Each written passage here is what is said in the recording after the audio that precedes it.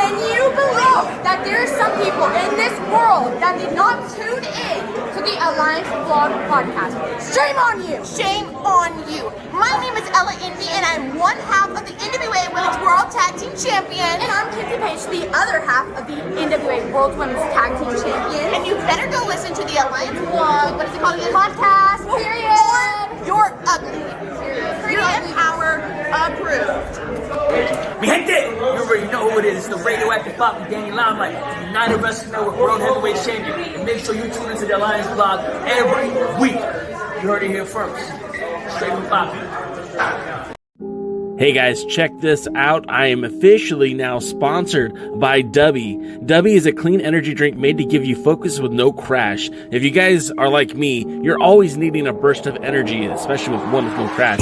Dubby contains vitamins, amino acids, a nootropic, and 150 milligrams of caffeine. It keeps me awake with no jitters, guys. Check it out. Merch link is in the bio. Dubby. Are you ready? Power. You want answers? I think I'm entitled. You want answers? I want the truth! You can't handle the truth! What we've got here is failure to communicate. I'm building an alliance.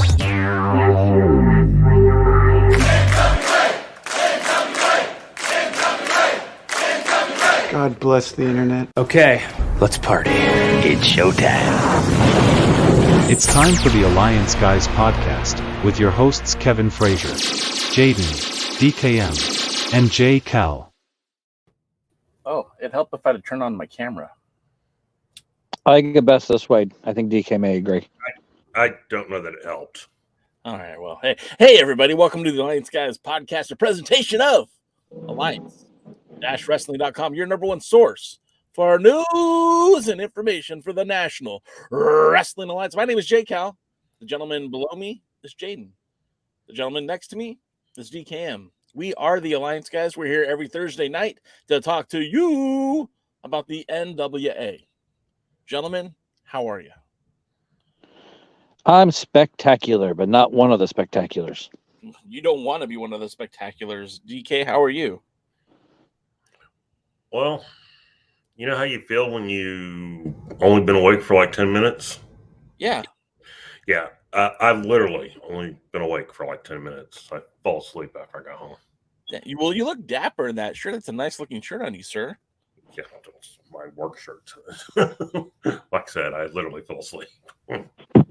Red does look good on you, though, DK, I have to say. I wish I could sleep. It's my favorite color. Red's your favorite color? Yeah. I own a lot of red stuff because of my hockey team, but blue is my color that looks best on me. People can't see it, but Jaden has very pretty blue eyes. Very pretty. Why, thank you, Jay. DK doesn't know what to think about that. I might be on the wrong podcast. You might be. I want to say what's up to everyone in the chat. Of course, our good pal Luthez is here. I see Mike. I see Matthew Underwood. I see Willie B's in the house. Mike, I have some good news and some bad news. We did conduct an interview with Mr. Givens. However, it will air on tonight's episode, but because of his scheduling conflicts, we couldn't do it live. So we will have an interview with Mr. Tony Givens of Smoky Mountain and Innovate Pro Wrestling, but it was pre-recorded. He has a lot to say, more positive than negative. But it was great talking to him, catching up. It's been a while since I've spoken to Tony, and he's still the same guy. He's still the same guy. So we had a lot of fun talking, and you guys will hear that later in the show.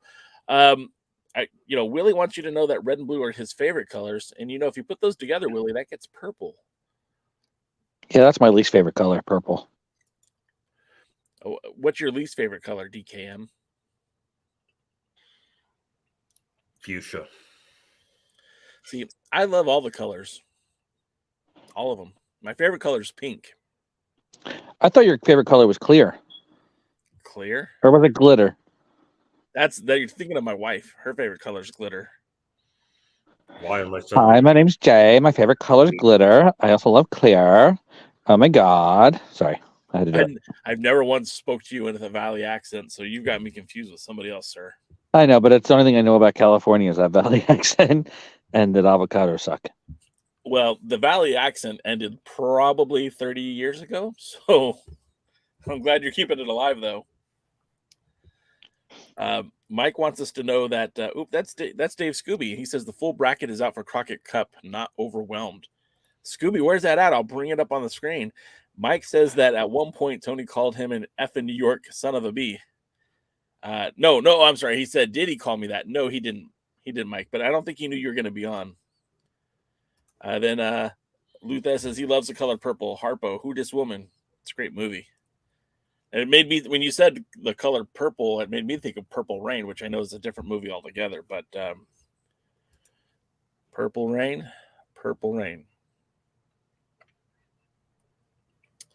So, yeah, hey, some wrestling happened this week. First of all, I got to ask you guys, Jaden, I know that you don't particularly watch NWA programming, but did you happen to check out the matches from Mexico City? So here's something cool. I actually thought to myself, you know what? I have nothing else to do today. I'm going to watch some NWA wrestling. And then I realized that I need to be put in a mental home for thinking that. So I decided, you know what? I don't want to go back there. So I am not going to watch NWA wrestling. All right. And then the question goes to you, Mr. DKM. Did you watch any of the matches from Mexico? when AAA released them? Oh, I haven't heard American commentary, but you know. Well, I mean, look, Dave Scooby said that Kyle Davis did a 15-minute video on NWA YouTube. Not sure if it's on the NWA website yet. Okay, well, I can't post that yet, I guess. But if anyone has a graphic and wants to message it to me, shoot it to me on Twitter, Facebook, or whatever. I'll throw it up here on the show. We do know most of the tag teams, but again, I don't have a bracketology announced or anything else yet. We're hoping that next Thursday that we'll have the collective group of the Alliance guys on here, and that includes you too, Jaden, where we're going to make our picks. We're going to fill out brackets for the Crockett Cup. And then I believe, I could be mistaken, and please pay attention to Alliance Gold on this one. But the plan is to the person who has the best bracket, much like the national college basketball tournament that they do every year, the winner's going to get a prize from Alliance Gold Tim. And that thing, it's a one of the old TNA play sets with the 10 pounds of gold, but it like turns into a ring, and it has I think Jeff Jarrett and AJ Styles in it. So yeah, it'll be fun if you guys want to participate. Next Thursday we'll be doing that bracket, and then of course after the Crockett Cup they'll be giving that prize away. I've been still enjoying some of Alliance Gold's prize that he brought to the dog event that I've been enjoying. I try to savor. Little sips or big sips? I try to savor it, so shots, but I don't want to. The thing is, I want to drink it all, but I also don't want it to go away. I get that. That's how I feel the same way about guacamole. Oh God! Well, they both. If too much of them can make you puke, and too much guacamole is any. DK looks so bored right now. How are you, DK? Well, I was thinking, and of course, you know that normally causes pain and suffering. It's dangerous. It's very dangerous. So I hear you guys rambling on about something. So just watching the coronation again, because at least that's interesting. Wow. Sick burn, bro. If it makes you feel any better, I'm trying to figure out why a Totino's Party Pizza is $1.99 for one, yet they want $89.99 for 12. What? Yeah, there's something right with that math, is there? No. You said $89? $90 for 12 or $2 for one. It just doesn't seem to add up, does it? Where are they selling 12 of them at once, though? Amazon. Well, Amazon's evil. You know that, don't you? Oh, yes. Very evil, very good. My wife just whispered into my ear that she loves Amazon, and for you both to, kick rocks.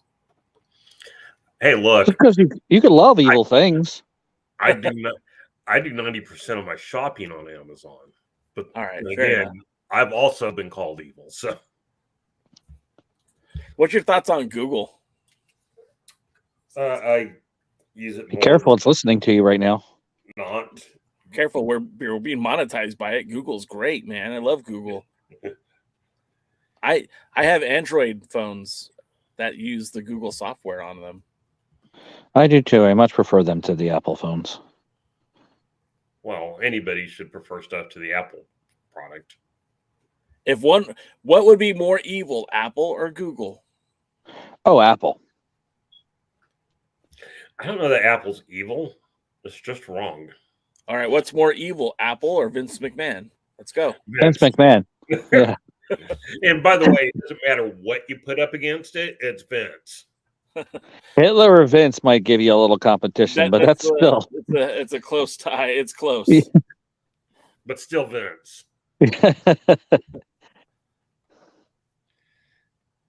Hi. Sorry. Got distracted. I know. Are they going to come on, or are you just going to stare at them? No, we can't let those on the air. I don't want to be demonetized. Anyways, I lost my train of thought. Train of thought derailed. Millions killed. Film at 11. Oh, that's sad. Jesus. She knows too. She's like, oh, let me show you something while you're talking on your podcast. Normally, why the door's shut. Well, why'd you open it? Who said I opened it? Have you not heard of locks? This is a closet, man. There are no locks in a closet. Well, you need to come out of that closet. I've long suspected that you were in the closet. Jesus, man. What kind of cheeses? Cheetos. I said Cheetos, the spicy ones. Oh, I do like spicy Cheetos. So, what else can we talk about to avoid talking about the NWA? They have a 3-pack of Velveeta shells and cheese for $7.47 on Amazon. Let's get back to those Tostinos 12 pizzas. You had to look at that wrong. You sure it wasn't 12 dozen pizzas? I thought so too. No, let's see. Gourmet Kitchen Totino's Pepperoni Pizza Pack, frozen pizza, 3-pack, 4-count each, 12 total pizzas, crispy crust, seasoned pork, beef, chicken, pizza topping, 3-pack, $89.99. Not the pizza rolls, but the actual pizza? Yep. I actually really do like those pizzas. I call them chemical pizzas because the only thing natural is the box it comes in. They don't come in boxes anymore. They come in little plastic. Well, this one's one big box, but I think the plastic wraps probably are inside. So Mike, they got rid of the only natural thing left, though. Mike is saying that it's probably a third party seller. I'm saying that I'm not going to say what I was going to say. I'm saying somebody who was smoking crack when they filled that out. That's what I'm saying. Oh, it's multiple. I mean, heck, they want these big, huge packs of pizza rolls, 160 roll boxes, 320 total. They want $90 for them. I'm looking at one right now, the Gourmet Kitchen Totino's pizza rolls, the 3-pack, which is 160 pizza rolls each, and a total of 480 total sausage and pepperonis, $99. Yep. What? Speak up. DK was like, speak up. I can hear her. I just can't tell what she's saying. So, come on. She's flashing Jay right now, and that's why he's distracted. I said you guys are completely living up to the wrestling fan stereotype talking about frozen pizza rolls. They're the bomb. I stand by what I said. I just don't live in my mom's basement. I got my own room. I got my own room now. I have my own house. Now that my Uncle Greg moved out, I got my own room. Exactly. So Matthew Underwood is bored with our talk, so he says, so Flip is tagging with a 4th tag team partner in the Crockett Cup. They've been dancing around singing him for years now. else has Flip teamed with in the Crockett Cup? Because I know he wasn't there last year, but in 2019, I do believe he teamed up with, I want to say it was Roosh, but it might have been Bandito. Now I'm going to look it up while you guys discuss. Wait a minute. 4th tag team partner. Isn't this only like the 3rd Crockett Cup? Yeah. Yeah, it is. It's the same math though they're trying to figure out how one Totino's pizza is $2, but 12 of them is 90. Jaden, move on from the pizza. No! So Anyway. Bandito teamed up with Flip Gordon at the Crockett Cup 2019. They defeated Guerrero Maya Jr. and Stuka Jr., which oddly enough, those guys are from CMLL, and then lost to Royce Isaacs and Tom Latimer in the 2nd round. Stuka Jr. at the time was the historic NWA light heavyweight champion. Yeah, and I actually got to see him in CMLL when I went. He's now maskless, which is not a bad look for the guy. Good looking guy. He should have been maskless all along.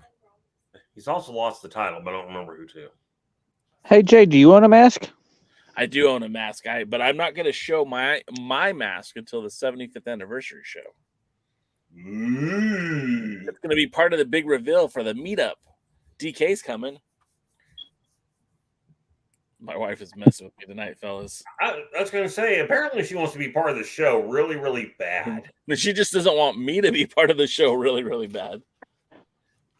Well, she can't help it because you're really, really bad.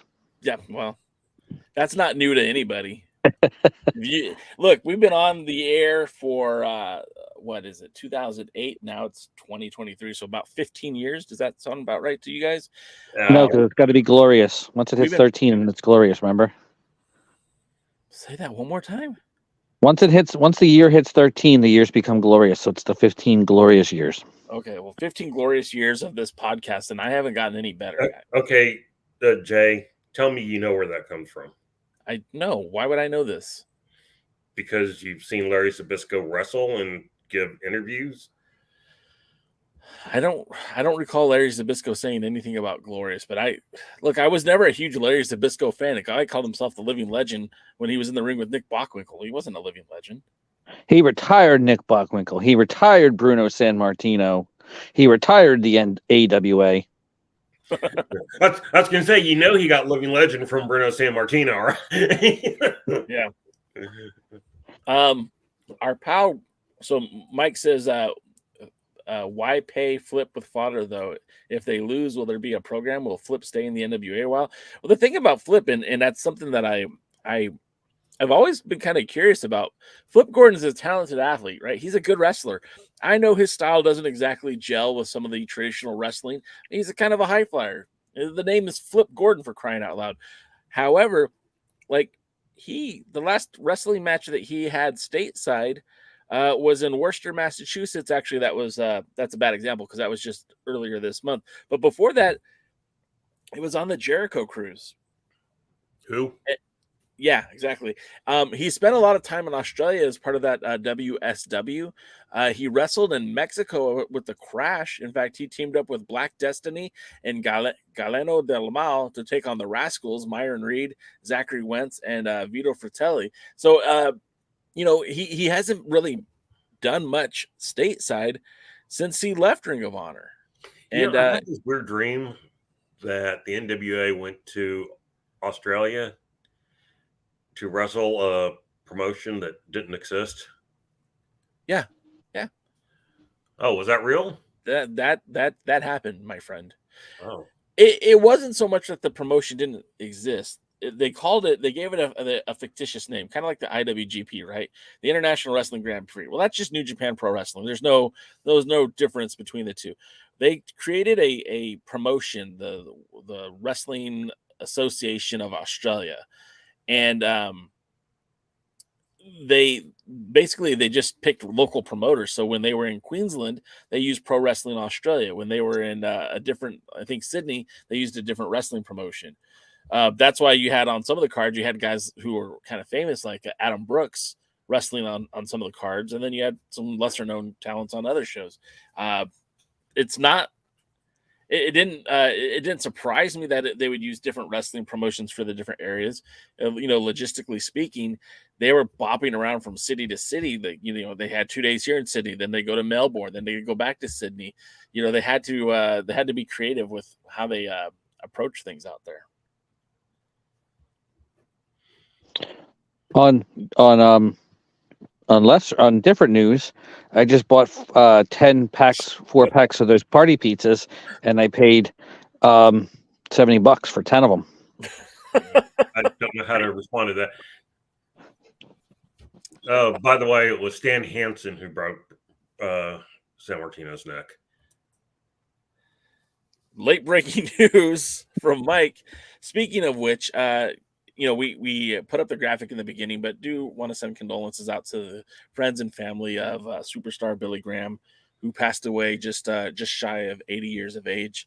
We kind of revolutionized the history as a heel persona, was able to get huge positive reactions. Former WWF World Champion. DKM, I think you were there when he won the title. Can you tell us a little bit about the great superstar Billy Graham? I wasn't there when he won the title, but I do remember when he won the title. Fair enough. Superstar Billy Graham, unfortunately for most of today's fans, if they remember him at all, they remember either his Crockett promotion time or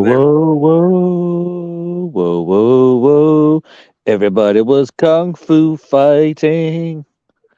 That was his theme song. Jaden's been smoking the herbs again. Anyway. No, just brisket. Damn, now I'm hungry. Anyway, they remember that, or even worse, they remember his WWF appearance where he was a happy, jolly manager or something like that. I forgot who he managed for 2 weeks before they put him out of action.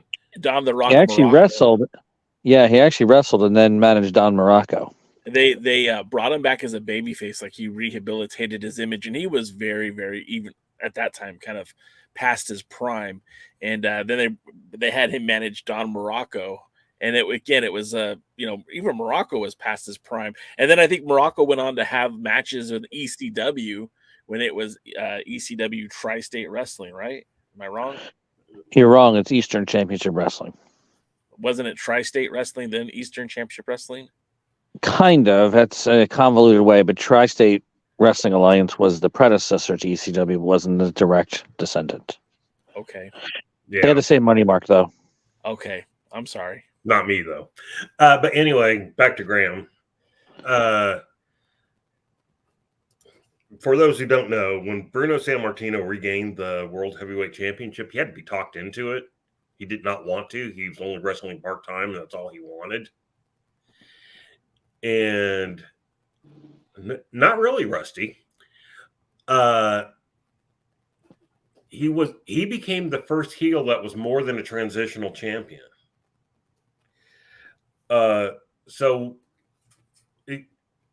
Sammartino said he'd come back, but he just was trying to get the title off him. And after 2 years, he went to Vince Sr. and said, I never said I was going to reign again for 7 years. You need to get the title off me. So Vince Sr., he was the very definition of a long-term planner, unlike his son, who, pulls stuff out his ass the day of a show. And so Vince, and what a show it was. And Vince decided that he was going to put the title on Bob Backlund. He had done the ethnic heroes, the Italian and the Pedro Morales, the Mexican. Puerto Rican, you racist bastard. Oh, he was Puerto Rican. Excuse me. Yeah. I'm sorry. I did not know that. Go call a Puerto Rican a Mexican. See how that works out for you. He was actually going to put the title on Pedro for longer than he did, but the fans kept rioting. And true story. Yeah, that's when only the second heel won the title and lost it 6 days later to Bruno.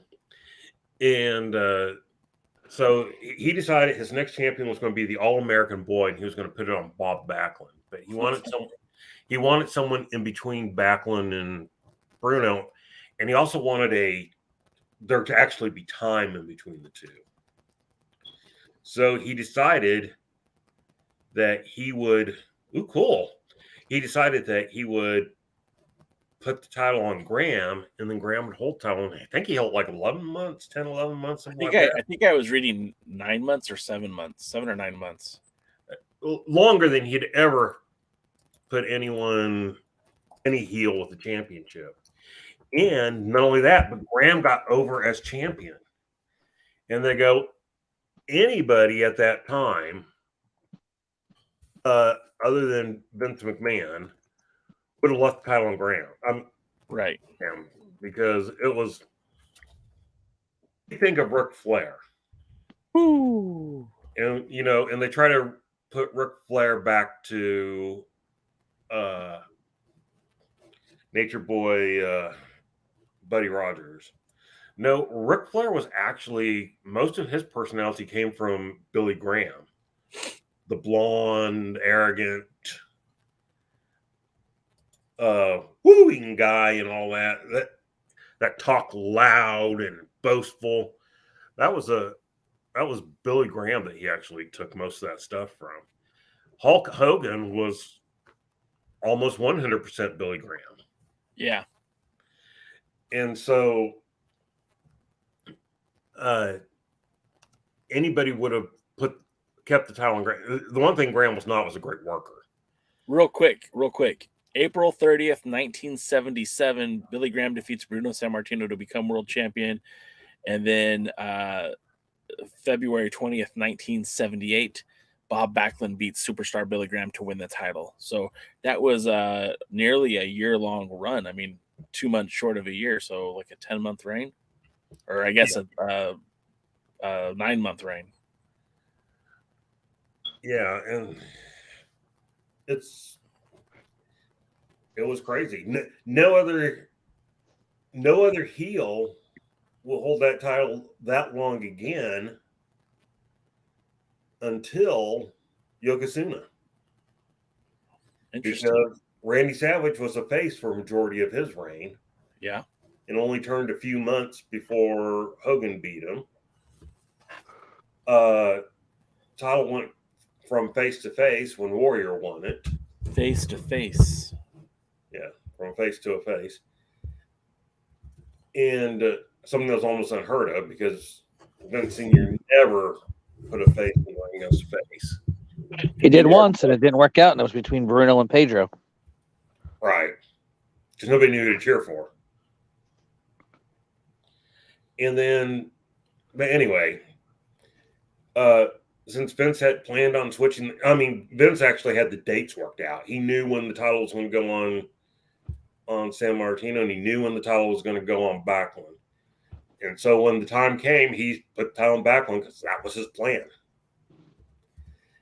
And like I said, they go, any other promoter would have left it on Graham because they could have made a lot of money with people chasing Graham.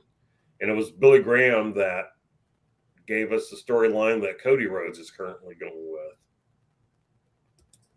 Because he wrestled Dusty. And the first time the title was on the line and Dusty won by DQ. And the second time they had, I don't know if it was a no DQ match or whatever, but Graham won. And then they had a non-title match, bull rope match, which Dusty won. The WWF was actually a master of the trilogy matches. I just kind of looked it up and I saw one spot, but I know that Dusty had a match against Billy Graham, but that was in Miami Beach, Florida. Didn't he also wrestle Billy Graham at Madison Square Garden? Yeah, that's where he primarily wrestled him as. Yeah. Okay. Because I don't see that on here as a WWF World Title shot, but maybe I'm missing it. That all happened at Madison Square Garden. The There it is. October 24th, 1977. Oh, and again on September 26th, 1977. And the trifecta was a non-championship match. Yeah. Oh, and then again on September 4th, 1977. Oh, that was in Orlando, though. Okay. All right, enough out of me. Go ahead. Did you know that Eddie Graham and Vince Sr. were good friends? And Eddie Graham used to send Dusty to other promoters so that he could get another wrestler over as a face, because he couldn't as long as Dusty was there. So he would send him up to WWE. I think he sent him out to Bill Watts once. Was there any relationship between Billy Graham and Eddie Graham? Storyline, yes. But that actually, yeah, storyline, they were brothers, and Crazy Luke Graham. But that came out like later, towards the end of both of their careers in Florida. So yeah, unfortunately, he passed away. I remember him having health issues for quite some time. So, if we could be happy about anything, at least we know he's not suffering anymore. But I think it's controversial statements too. Oh, of course he did, and he was never shy from the controversy. I believe he reference some of the superstars should have gotten on steroids. I mean, wasn't he the guy that advocated that? He said it about Kofi Kingston when Kofi Kingston won the WWE title. He said that they should have put him on steroids and bulked him up so that he would look like a wrestling champion. And then I also believe he was also was one of those guys that sold his Hall of Fame ring, and people were kind of shocked and saddened that he sold his Hall of Fame ring. But I think he was in a situation where he needed the money. Wouldn't surprise me. But we are an NWA show, but of course, superstar Billy Graham did spend some time in the NWA, and of course, the Worldwide Wrestling Federation was a part of the NWA. So I don't feel like we did anything wrong tonight by talking about his passing. But yeah, it's one of those deals that he was a very influential wrestler. He was champion in a lot of the territories, had some great matches, was an amazing character, and I think he's going to be missed. Oh, by the way, he was a legit bodybuilder also in his career. And then Luthez points out that Meltzer swears that Graham didn't say that, but his social media stooge did. And I think that's talking about Kofi Kingston and that he should have bulked up for his championship run. Yeah, I mean, who knows, right? It's kind of hard to know these things. It was hard to tell because it did come out on social media. However, Graham, nothing was ever released from Graham that said that he didn't support it. Yeah. He never came out and said, nope, that wasn't me. Nope, I don't believe it or anything. So whether he said it or he said it like that, who knows? But he certainly didn't disown the statement. So we have two ways we can go now. We can continue to talk about superstar Billy Graham. 3 ways. We can go into NWA Power, or we could talk about the some of the teams that have been announced for Crockett Cup. Let's talk about Crockett Cup, because that's at least, that's somewhat exciting, I guess. Yeah, and I actually haven't heard a lot of the teams that are on it yet. I have graphics for most of them, but not all of them. Real quick, I do want to mention again, and we're going to talk about it in the interview later, but one of the cool things about Kerry Morton and being World Junior Heavyweight Champion is he's bringing the Smoky Mountain, he's bringing the World Junior Heavyweight Championship to a former NWA promotion, Innovative Pro Wrestling. Used to be known as Smoky Mountain. That match takes place on May the 27th against Sigmund, who we'll also see at the Crockett Cup on June 2nd. Well, Sigmund and Russell have been announced to be in the Crockett Cup.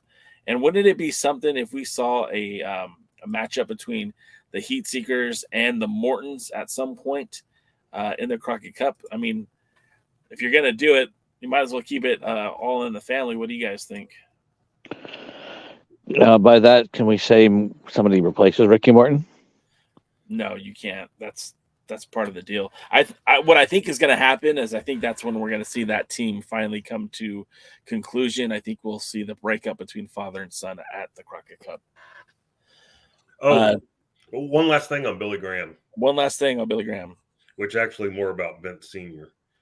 and how he planned things out and thought of things. Billy Graham won the title by putting his foot on the ropes. He lost the title with his foot on the rope. You know, that's one thing that that just reminded me of when Adam Pearce lost the title in Mexico to Blue Demon Jr. One of the things they did to keep him strong is that his foot was underneath the rope. Now in the NWA, hand. What's that? His hand. Okay. I thought it was a Boston Crab. That's right. You're correct. Excuse me. You are correct. It was actually not the Boston Crab. It was the Scorpion Deathlock because that's what Blue Demon. Yeah, something like that. Yeah. So it was his hand was actually under the bottom rope, and in the NWA rulebook, that you break the hold. That's the same thing as holding the rope. But the referee was not an NWA referee, but a referee from the promotion that was in Mexico at the time. So there was always that out that Pearce never submitted. Pearce never tapped. Pearce should have been maintained his championship status, even though that didn't happen.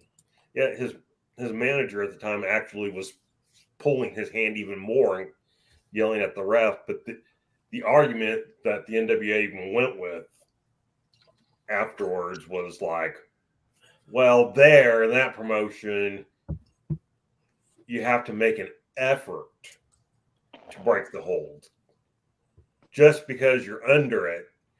And some promotions throughout time in the territory days would occasionally use that rule. You know, like somebody's leg would be under the rope. Yeah. When they were pinned. It was like, that shouldn't have counted. That should have been a break. And it's like, well, they didn't put their foot on the rope or whatever.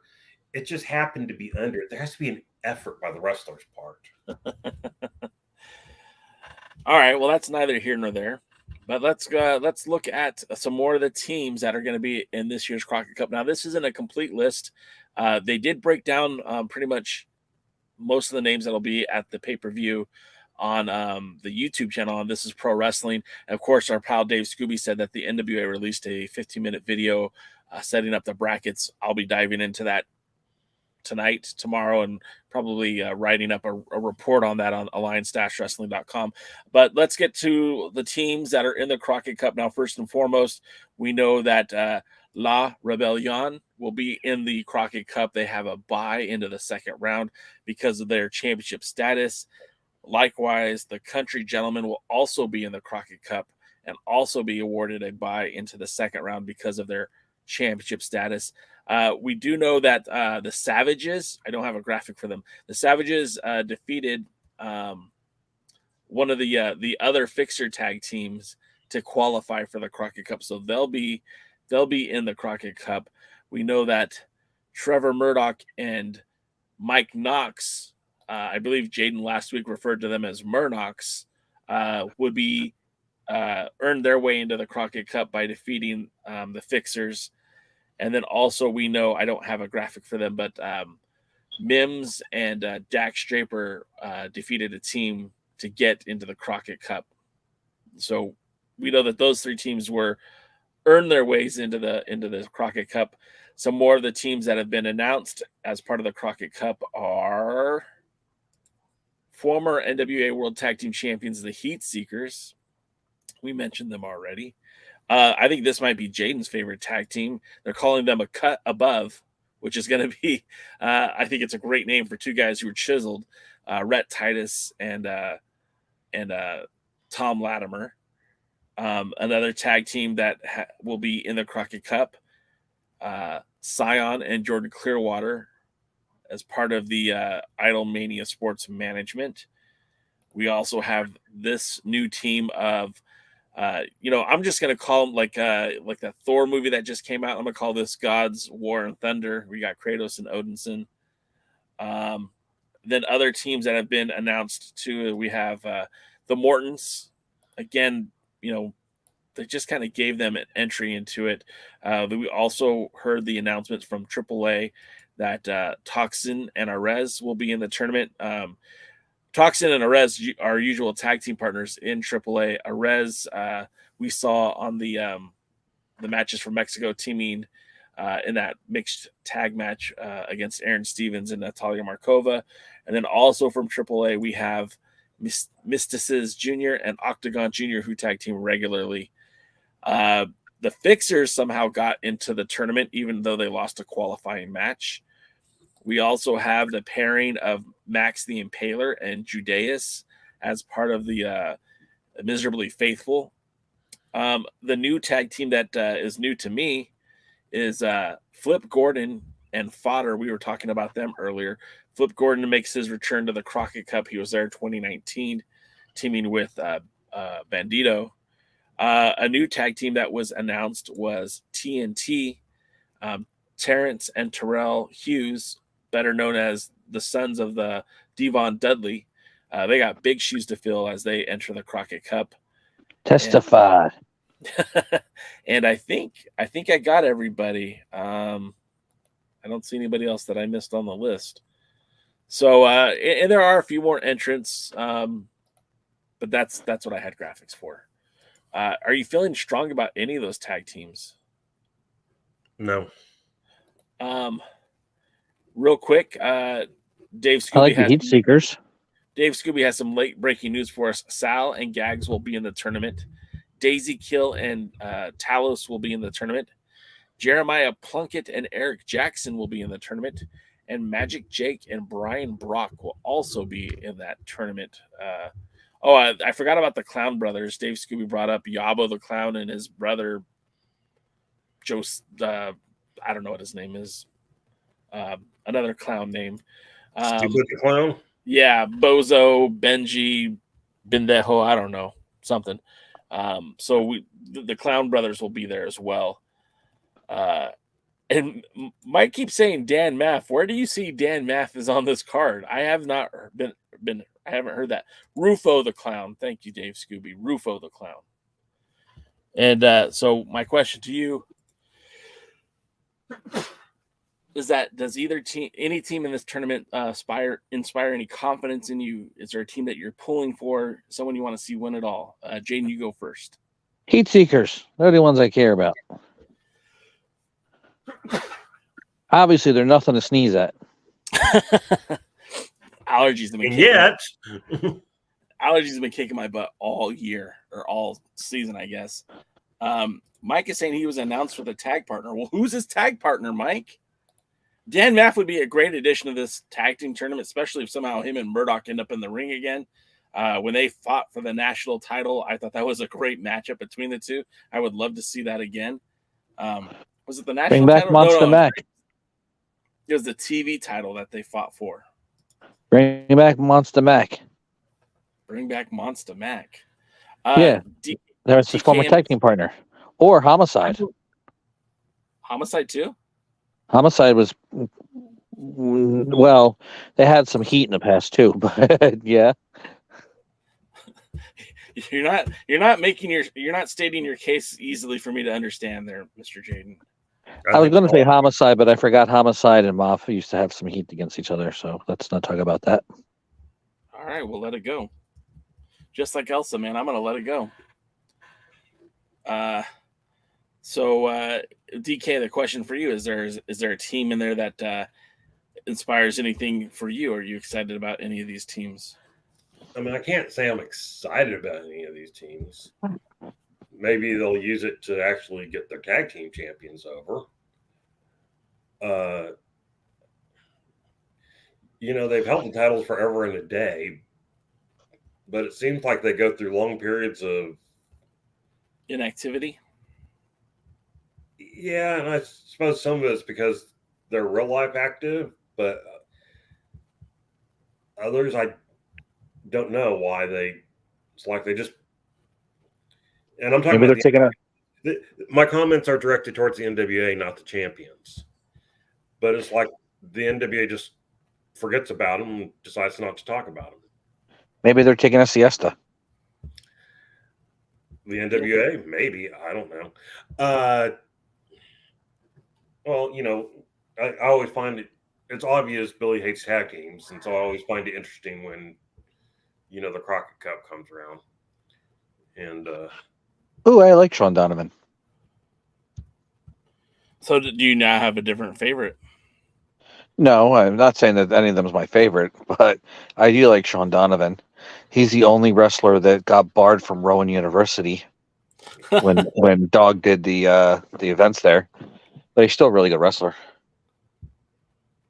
So I just pulled up the YouTube, and I'm not seeing a whole lot because I'm trying to just get to the fast forward to it. But the number 1 seed in the tournament is going to be La Rebellion, the World Tag Team Champions. The number 2 seed, any guesses? The U.S. Tag Team Champions? No, Chris Adonis and your World's Heavyweight Champion Tyrus, not Tyler. And then your 3rd seed. Any guesses on who the 3rd seed is? The Savages. I don't know. Knox and Murdoch. Murnox. The 4th seed, the team from AAA, Mystices and Octagon. I think they should win. I would love to see them take on La Rebellion. I think that'd be a fun match. I guess I skipped the 5th seed, but do you want to know who the 5th seed is? A cut above. Tom Latimer and Tyler Rhett Titus. I love how some of these people who've never teamed before are so high in the seeding. The Mortons are number 6. The Country Gentlemen are number 7. Blunt Force Trauma is number 8. Cylon and Clearwater are number 9. Wow. Way to put over your U.S. Tag Team title there, Billy. Right. Number 10 is Kratos and Odinson. Number 11 is Toxin and Arez. Number 12 are the Fixers. Wait a minute. Who's Toxin and Arez? They're from the AAA promotion. They're the other Mexican team. They're the other Mexican tag team. The other Mexican team. Okay. Then the number 13 is the Savages, who I think the Savages. Who did the Savages beat to get in? Oh, they beat some the other Fixer team. The 14 seed is Magnum Muscle. 15 seed is Max and Judeus. 16 seed is Flip and Fodder. 17 seed is Sent to Slaughter. That is the team of Sean Donovan and Dan Moff. Moff, excuse me. 18 seed is the Now. 19 seed is the Spectaculars. 20 seed is TNT.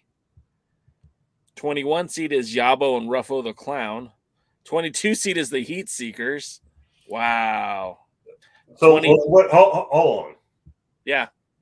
So former 3-4 time NWA Tag Team Champions are seated below 2 clowns.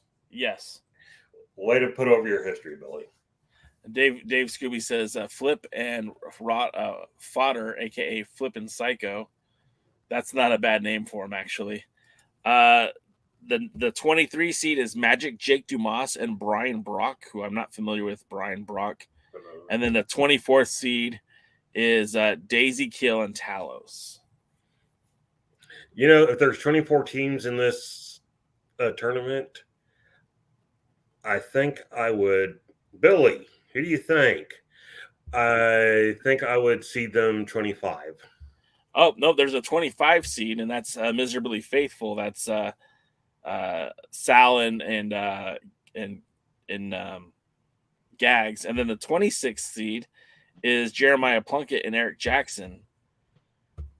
The interesting thing to me is I thought there was only supposed to be 24 teams in the tournament. Well, you know, every year they have some kind of goofy thing, so maybe they're going to have like a 3-way. Probably. That would make the most amount of sense for the NWA. Kind of reminds me of like when the first Crockett Cup had wrestlers from everywhere and all the top tag teams. The second Crockett Cup had some top tag teams. The third Crockett Cup was only Jim Crockett promotion guys. We need the Gladiators. We need the Mulkeys now. We need the Mexican Devils. We need the Thunderfoots. We need the Cruel Connection 1 and 2. Well, even the first Crockett Cup had a lot of makeshift tag teams. So again, Dave Scooby with the answers. He's the answer man. It's gonna be a three-way dance for the 24th seed. So I believe that's Talos and Daisy. I believe that's Jeremiah Plunkett and Eric Jackson, and I believe that's the Miserably Faithful Gags and Sal. So it's interesting. The person that's under that mask of Gags is actually a really good tag team wrestler, and we know that Sal the Pow was actually a Ring of Honor tag team champion at one point. Could they upset some people in the Crockett Cup, you think? It upset me being part of the Crockett Cup. Does that count? I set you up for that one, didn't I? That was a softball right there. Yeah, no kidding. You lobbed that one. So DK, is there a tag team in there that you're going to be rooting for, or a team that you are excited to see in there? I'll probably root for La Rebellion. First of all, I think we pointed out on one of the previous shows that it's no NWA team has actually won the Crockett Cup yet. This is true. And so you might as well put your champions over at this point. So, oh, by the way, just for some fun, here are some tag teams from the '86 Crockett Cup that I'm sure we'd all be very excited about. Black Bart and Jimmy Garvin, Bill Dundee and Buddy Landell. They were an actual tag team. Barely.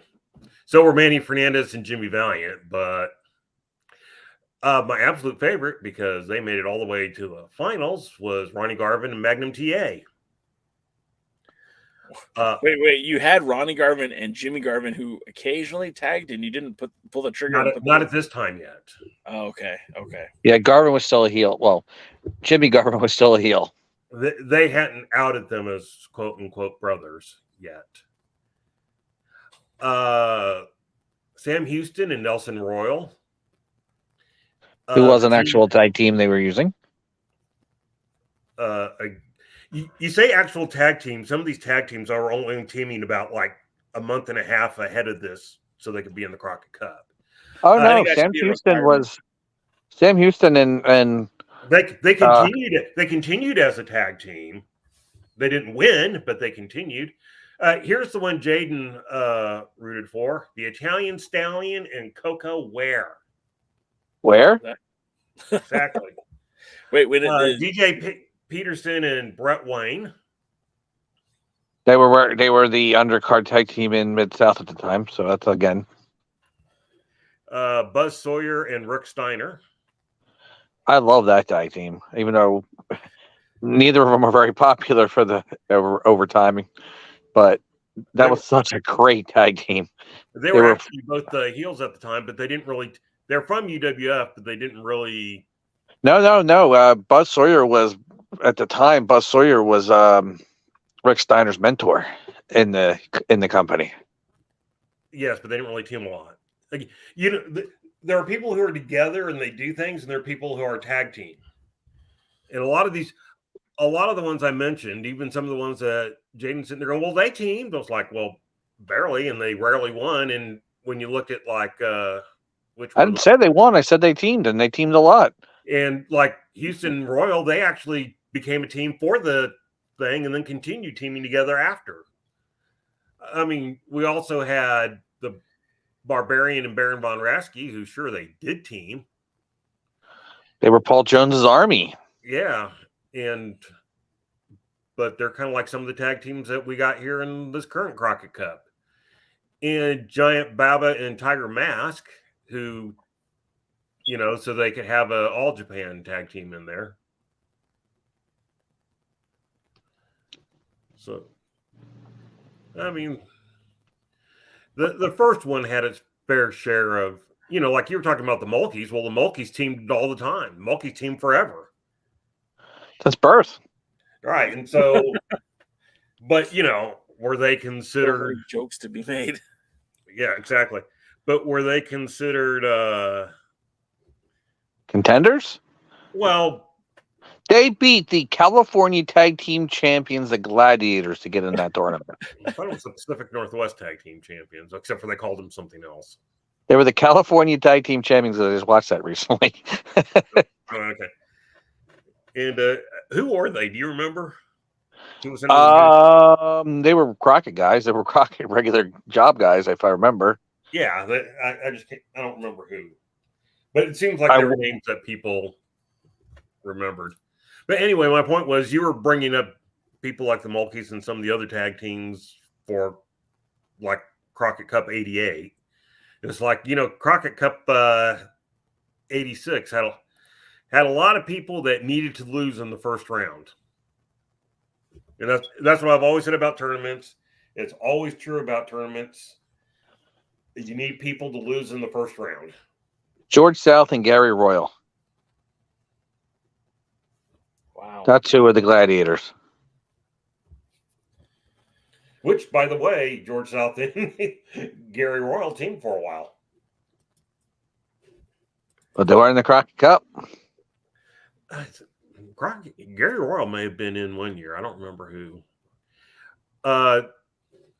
They had Bobby Jaggers and Mike Miller. I don't remember. Did they team at the time or not? They were Pacific Northwest Tag Team Champions. At least, I don't know at the time, but they were PNW Tag Team Champions. I was going to say the name sounds familiar, but I didn't really pay much attention to Pacific Northwest. So, okay, cool. So. There was a tag team tournament, and you guys probably will remember this more than I do. I believe it was the NWA World Tag Team Tournament back in '92 when they brought the titles back. Do you guys remember that? It's like at a Clash of Champions. Yes, I love the South African team. What was the South African team? They were Colonel de Klerk and I can't remember Colonel de Klerk's partner, but it ended up really being Ted Petty, who was also the Cheetah Kid, who was also a Rock, and Phil Apollo, who was later one of the many Doink the Clowns, since we all love clowns here. I just pulled up the match listing for that one, and in the first round you had Nikita Koloff and Rick Steamboat versus the Malenko brothers, Dean and Joe.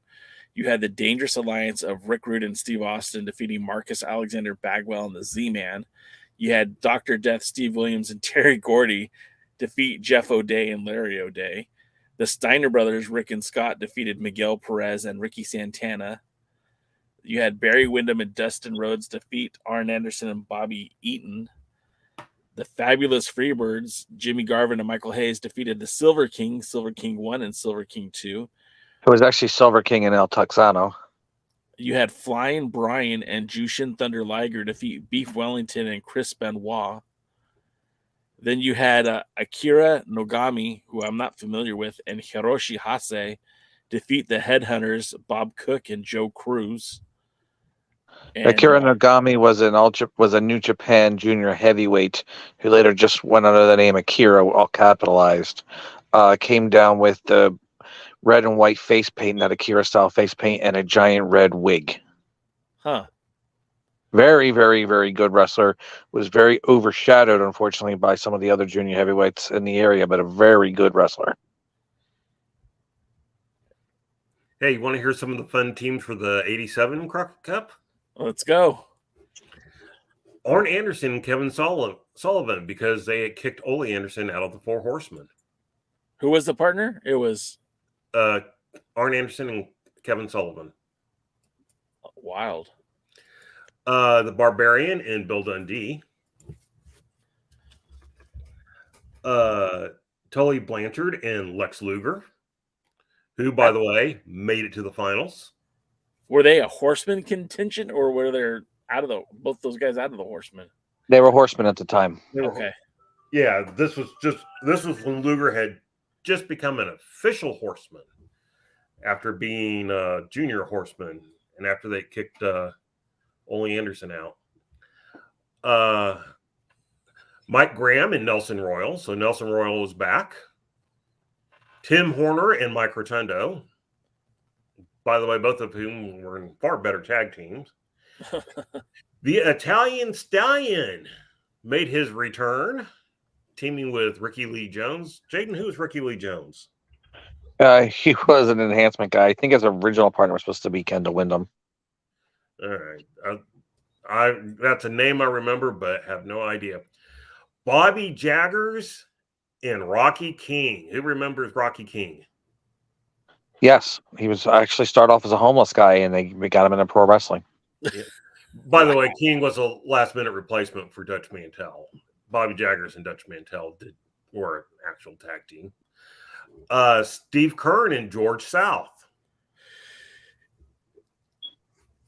This is the one that I'm sure would have been Jaden's favorite at the time. Teo Khan and Shaska Watley. Tijo Khan and Shaska Watley. And I'm upset it's not Shaska Watley and not Norvell Austin. Who was his partner at the time? The Jive Tones. Oh, gosh. Yeah, it wasn't Norvell Austin. It was... Oh, it's going to bug me. No, I'm mad. All right. Well, you guys got like 5 more minutes to talk about that before we have to jump on to Tiger Conway Jr. That's what it was. Yeah. There it is. Yes. Right. Lasertron and Jimmy Valiant. Yeah, Lasertron. That's my guy, Hector Guerrero. And of course, real quick, they were a tag team and they were feuding with the New Breed at the time. I know. I was going to say this is one that Jimmy's going to say that Jaden's going to say, yeah, they're a tag team. Was like, yeah, they really were. It was disgusting. Wahoo McDaniel and Baron Von Raschke. That was after Roski turned babyface and they turned against the Paul Jones Army. Right. Or they turned against him. The Florida Tag Team Champions, the Mod Squad, Basher and Spike. The aforementioned Mulkey Brothers. And the Thunderfoots. Now, here's one for you.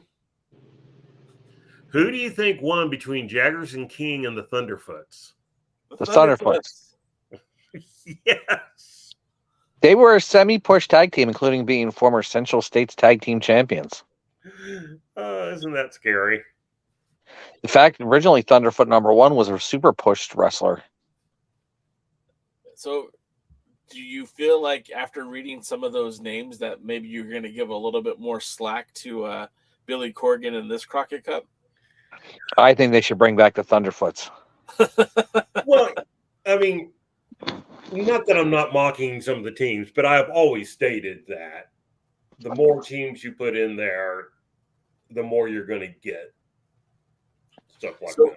So I'm not asking you to give up your whole entire bracketology, but if you were going to guess the finals, who would it be? I say it's going to be Tyrus and Adonis and Murnox. DK, who's your team? I'll either go. I definitely think Tyrus and Adonis. The question will then become, where are they going with Tyrus and Adonis? Which is the buffet. Well, but are they breaking them up there to get Tyrus another match in 3 months? Which, by the way, is disgusting that he's not defending the title. Or do you put them in with the tag team champions so that Murdoch can go after the tag team titles? Or not? Yeah. No. I think because Billy Corgan hates tag teams, he's going to complete Tyrus. I think since Billy Corgan hates tag teams, he's going to make Adonis and Tyrus the tag team champions. It's the one tag team he won't break up. I hadn't given that much consideration until you were asking who were going to be in the finals, and you said Tyrus. You said Tyrus and Adonis. Like, of course they're going to make it because it's Tyrus. And but then it was kind of like I could see him putting them over the tag team champions because he hates tag teams. Yeah. The one tag team we want him to break up. He won't do it. And for those of you keeping score at home, Tyrus has defended the title a total of 4 times since winning it in November of 2022. His first title defense was on February the 11th against Matt Cardona.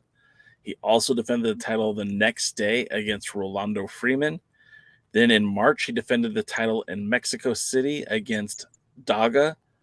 And his last title defense was at the Highland Park in Illinois when he defeated Chris Adonis.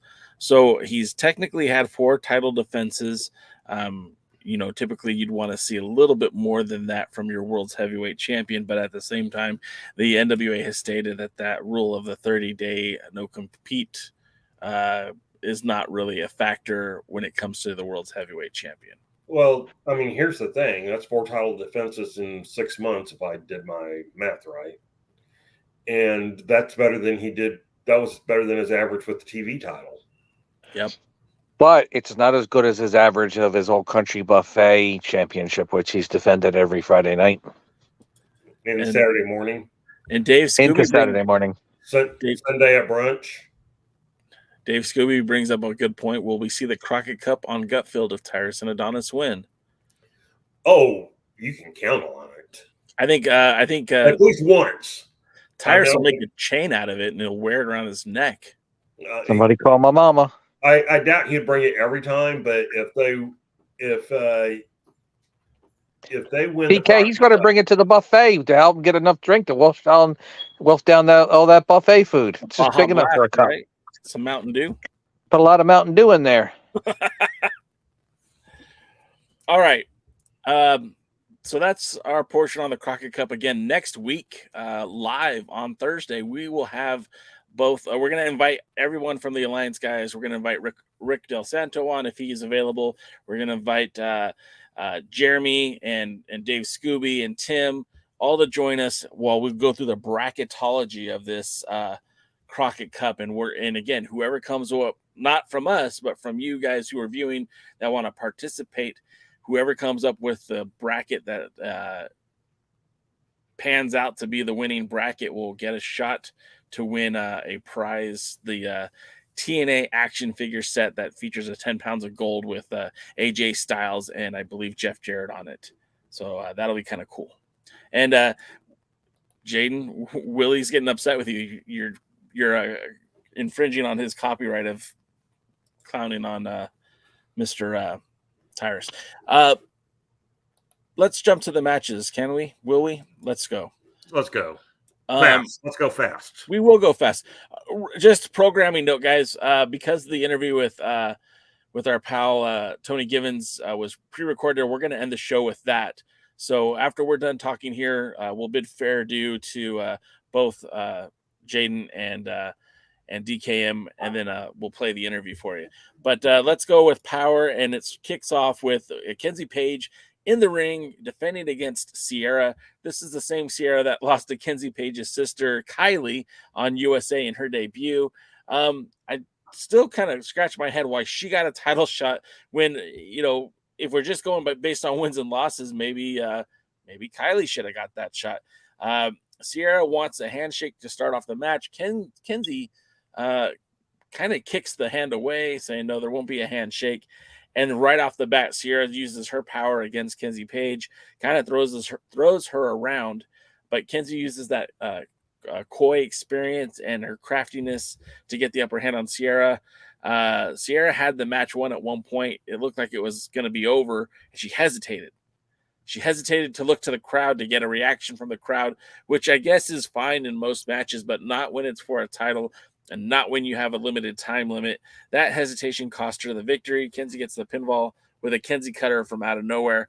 I thought this was a pretty decent match considering, but again, the way she hesitated kind of turned me off, and the fact that I don't really feel like Sierra earned this title shot kind of put me in a bad mood. But what did you think, DKM?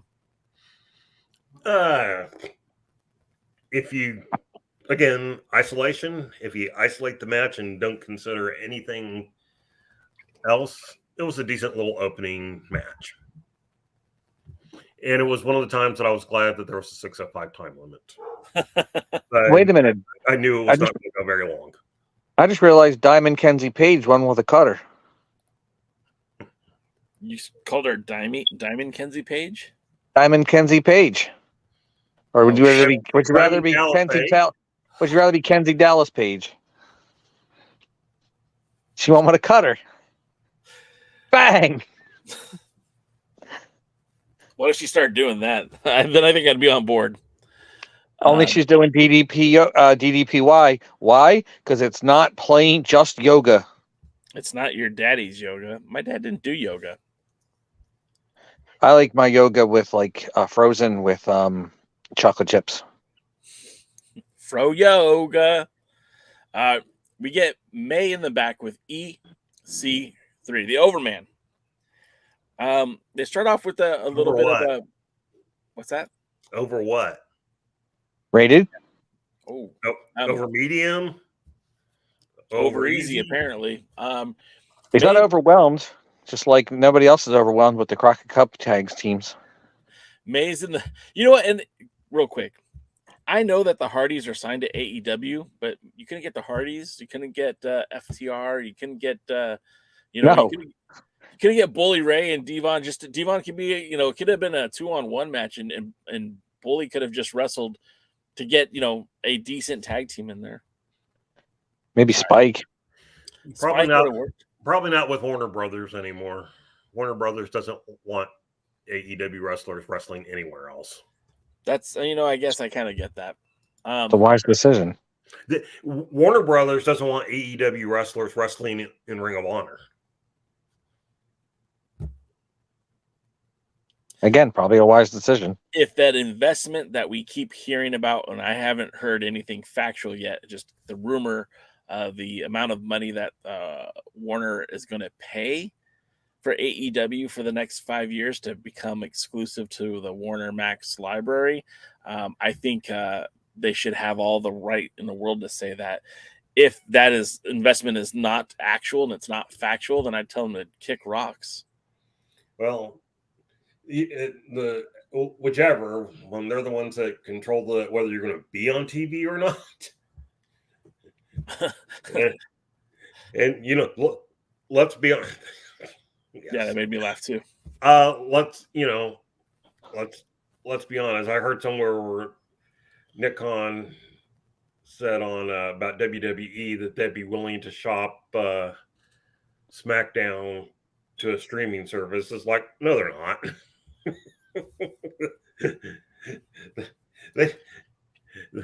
They are not willing to shop it to a streaming service unless the streaming service is going to offer them a lot of money, because that's going to be a lot fewer eyes on it.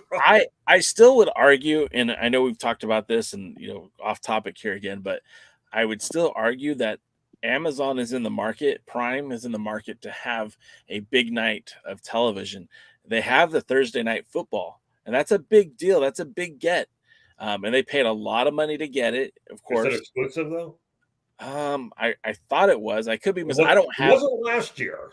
Okay, at one point it was. Maybe it's not anymore. Maybe only a couple of games of the season are exclusive. But I just have to think that if a company like Prime comes up and says, "Hey, Endeavor, we want to have exclusive rights to SmackDown, and we're willing to pay X amount of dollars for it, and it's going to be only available on our program, on our streaming services." If the price is right. Well, look. And come on down. People who are willing to do things. If Amazon or, I think one of the other ones I talked about was Netflix, and Netflix is bleeding money, so I can't see them doing it. No, I don't think Netflix is going to be around in 10 years. Yeah. If Amazon comes and says, we'll give you $5 billion for exclusive rights to SmackDown, then I'm going to give them exclusive rights to SmackDown because I'm taking the money and running. Now, will Amazon ever recover that money by having SmackDown on their Prime? Probably not. And then the question becomes, what do you do with the Prime thing that's not going to generate the viewership for pay-per-views or premium live events or whatever you want to call them. Bring back WWE main event. I had this weird fever dream that the draft would actually be 4 different general managers. You'd have your Raw, your SmackDown, your NXT, and then your main event. And main event would just be like a bunch of nobodies, but you put one big star on that show. Like maybe it's somebody who had a chance of the spotlight. Maybe somebody like Dolph. What's his name in Dolph Ziggler? What's his name? Ziggler. He gets to be the star of main event, and they push him in such a way that he becomes a hot commodity and then wins a big title, and then they have to trade him to like Raw or to SmackDown. It just to give that dynamic of a different platform. Like I said, it's a fever dream. Well, probably what's most likely from all the things I've heard is that NBC Universal wants all the WWE content. SmackDown to NBC, source DKM. Well, I'm not saying where they'll put it. And, because one of the things that Con said is that they'd be willing to put it on any night, basically depending on when whatever that company wanted. Yeah. And, but I got very much, and the talk of NBC Universal wanting it, there was talk that it would go to NBC specifically. Now, again, these are all rumors and things. Take it not with just a grain of salt, but probably an entire box of kosher salt. But yeah, we don't know. We don't know where these things are going. Does NBC still have NBC Sportsnet? Yeah, I think so. Sportsnet. It's something. They don't have their sports channel anymore, do they? That was NBC Sportsnet, wasn't it? That was their sports channel. That was Versus originally. The channel that used to be NBC Sports on my DirecTV is now gone. So I assume they didn't have it anymore. What I'm seeing as the NBC Sports is still active. I wonder if they moved it somewhere else, or maybe it's an online only channel now, because it's like I'm on the website right now and you can watch live. All right, well let's get back to Power. Let's power through Power, and then we'll play the interview with Mr. Tony Givens. Okay, so the next up we have May in the back with EC3. They take a moment to be serious and mention that Black Cheese is ill. They don't say to what extent, because I don't think they honestly knew at 312 and the TV tapings afterwards. But May asks EC3 to rate Thrillbilly. Now this is where it gets weird, because first of all, EC3 says he's not giving Thrillbilly that match because he's going to make him an offer he can't refuse. And then he goes on to call Thrillbilly special. In all the ways that sounded very condescending and not something you'd want to be called special. That's how EC3 did it. Then lastly, he says, look, I think the world of Thrillbilly. He's a great talent. He's very special.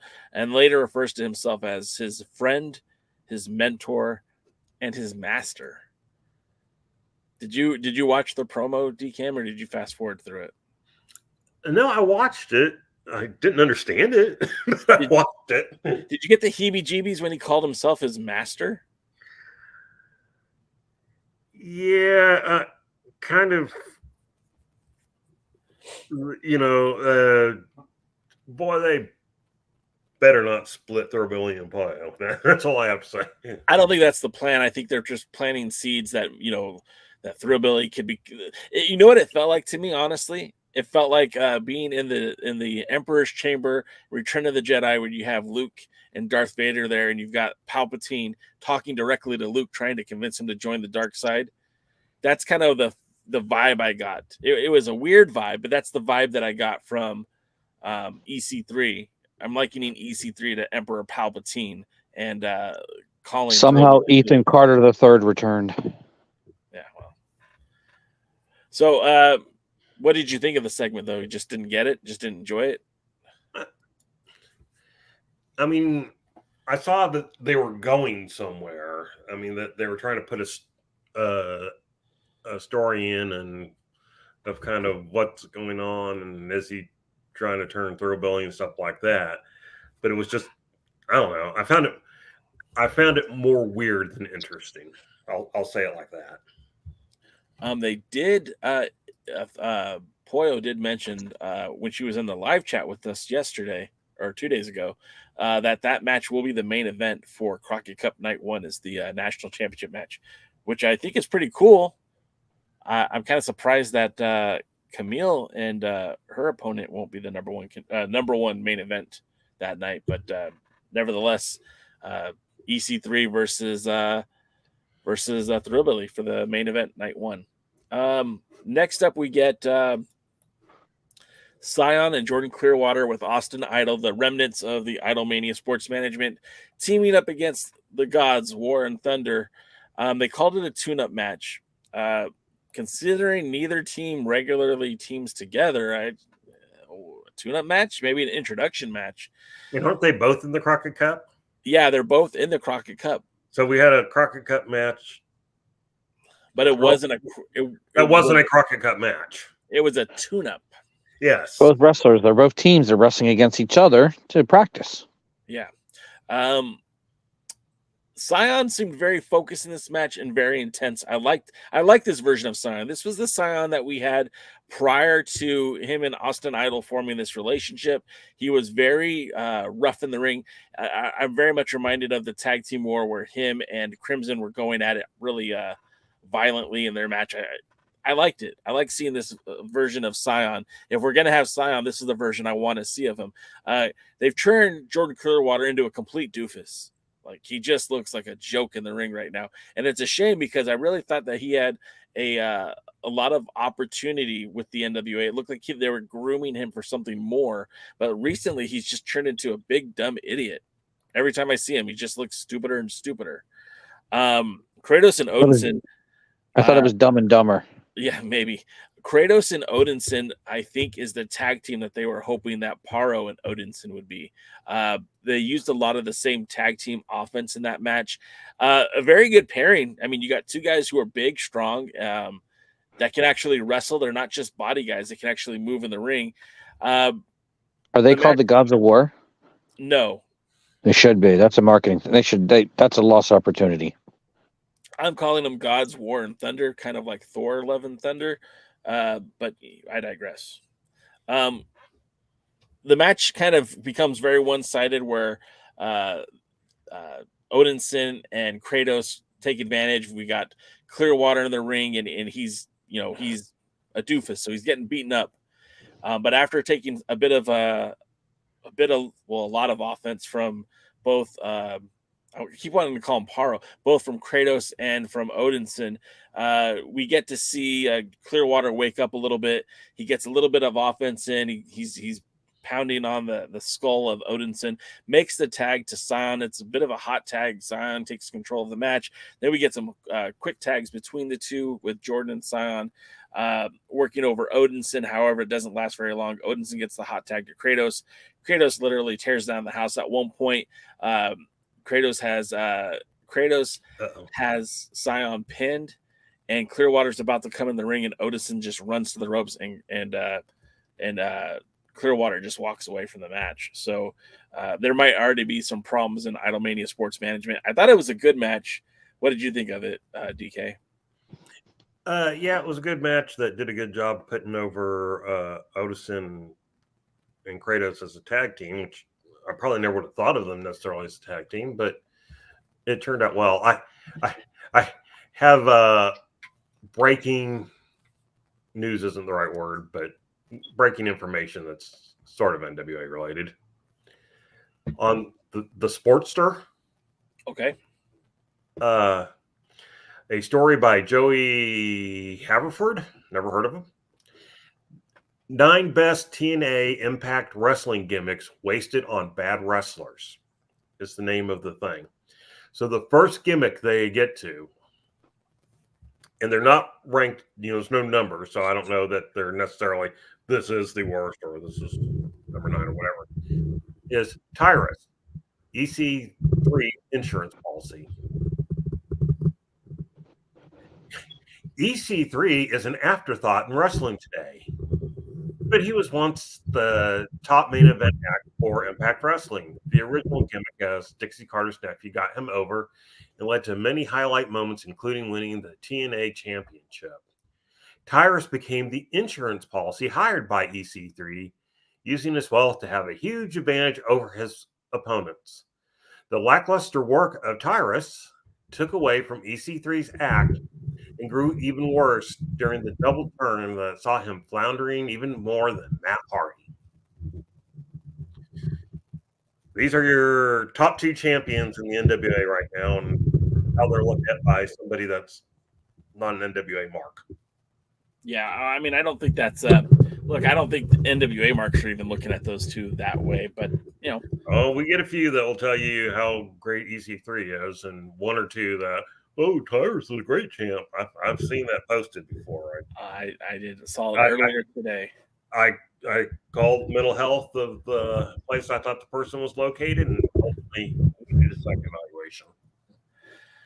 Let's get to the next match or next segment, which is May, who's in the back with a cut of butt. Oh, actually, you didn't tell me your thoughts on the match. You said it was okay, and then we jumped to breaking news. Well, no, I said I thought it got over Odinson and Clearwater.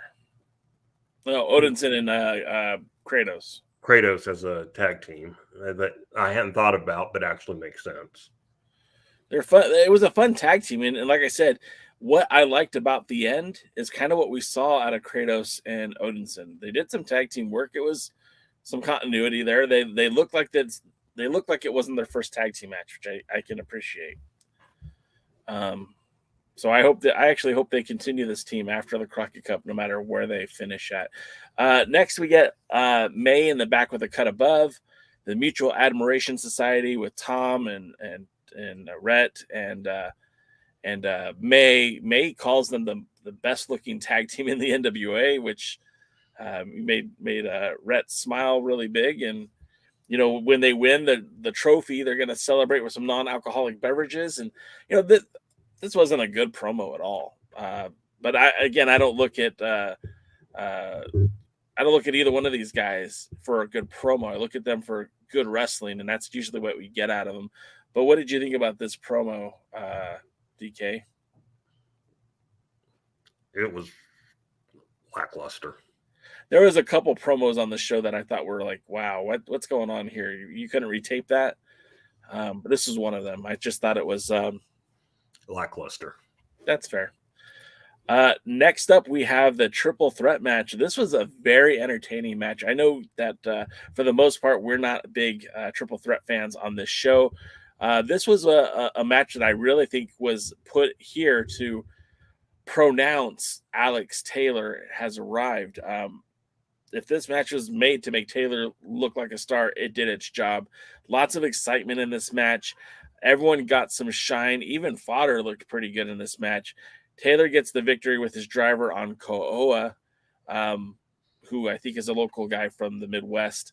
I thought it was a fun match. It wasn't, there was no prize for this match, right? It wasn't for a title shot at Kerry. There was no, shot at the TV championship. It was just a fun junior heavyweight triple threat match. What did you think of this one?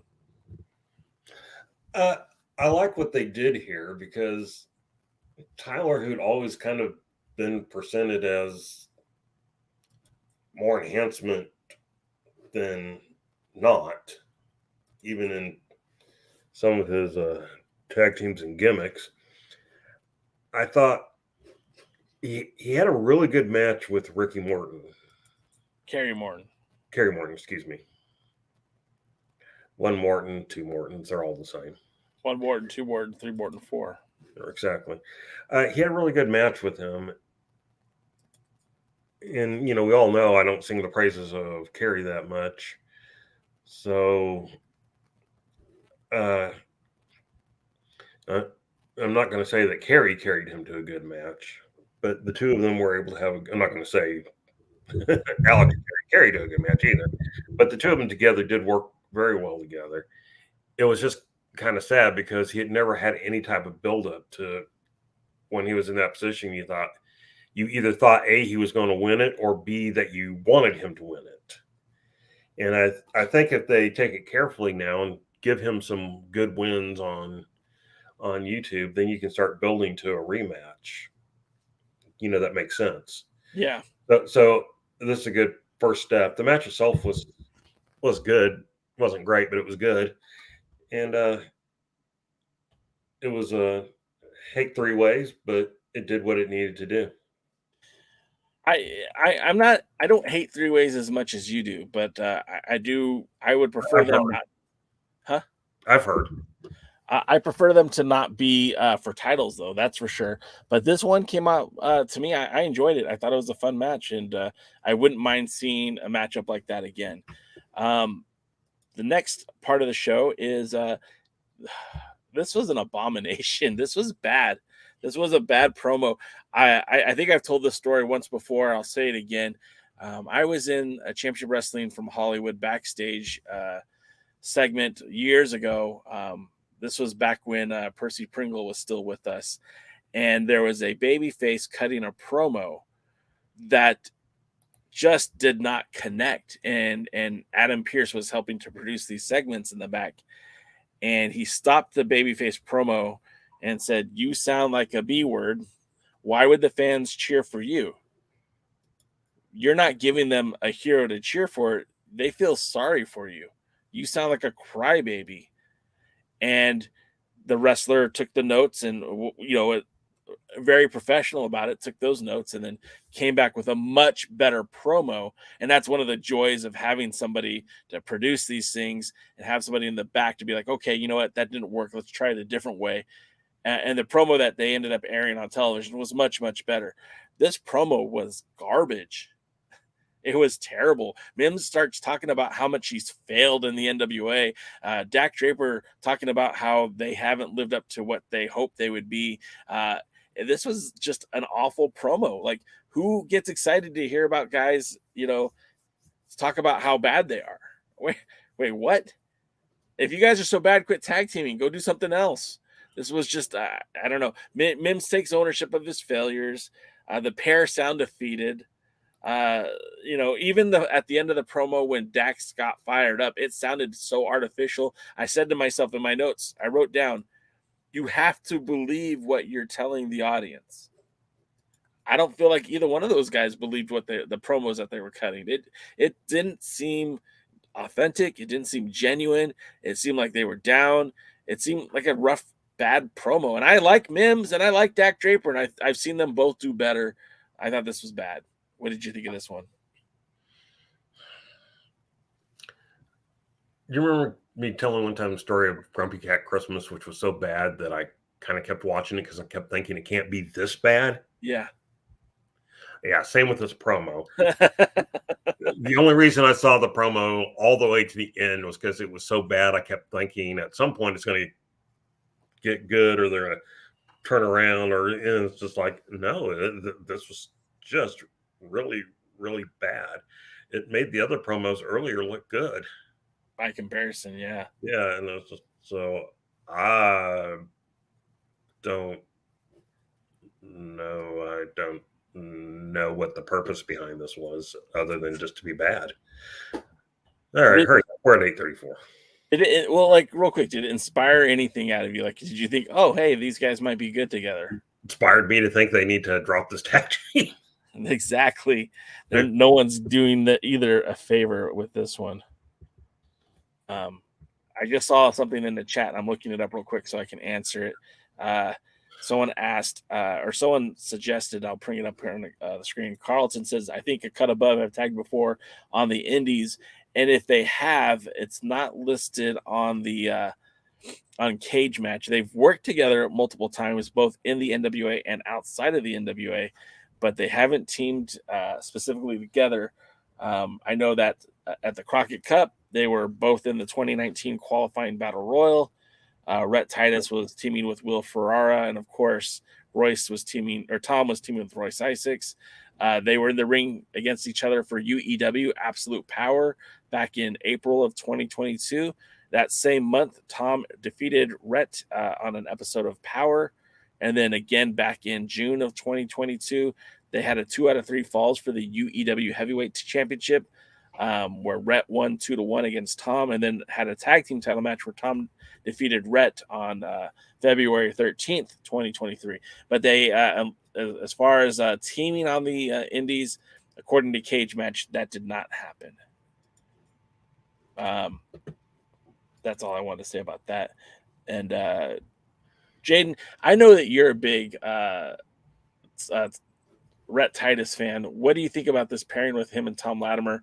Do you like that team at all for the Crockett Cup? They should be called something like the Beef and the Vegan. You're beefing with vegans. Yeah. No, that's no. I do. Latimer's not my favorite wrestler in the tournament, but he's actually starting to grow on me. Like a fungus? Yes, like one of those funguses they use to make vegan protein. But yeah, you know what? Rhett's smaller, faster. It's kind of like the muscular version of the Heart Foundation, if you think about it. Yeah, I see that.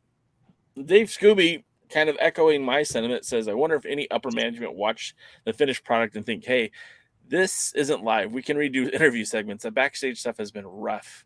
And especially on this episode, I felt that it was particularly bad.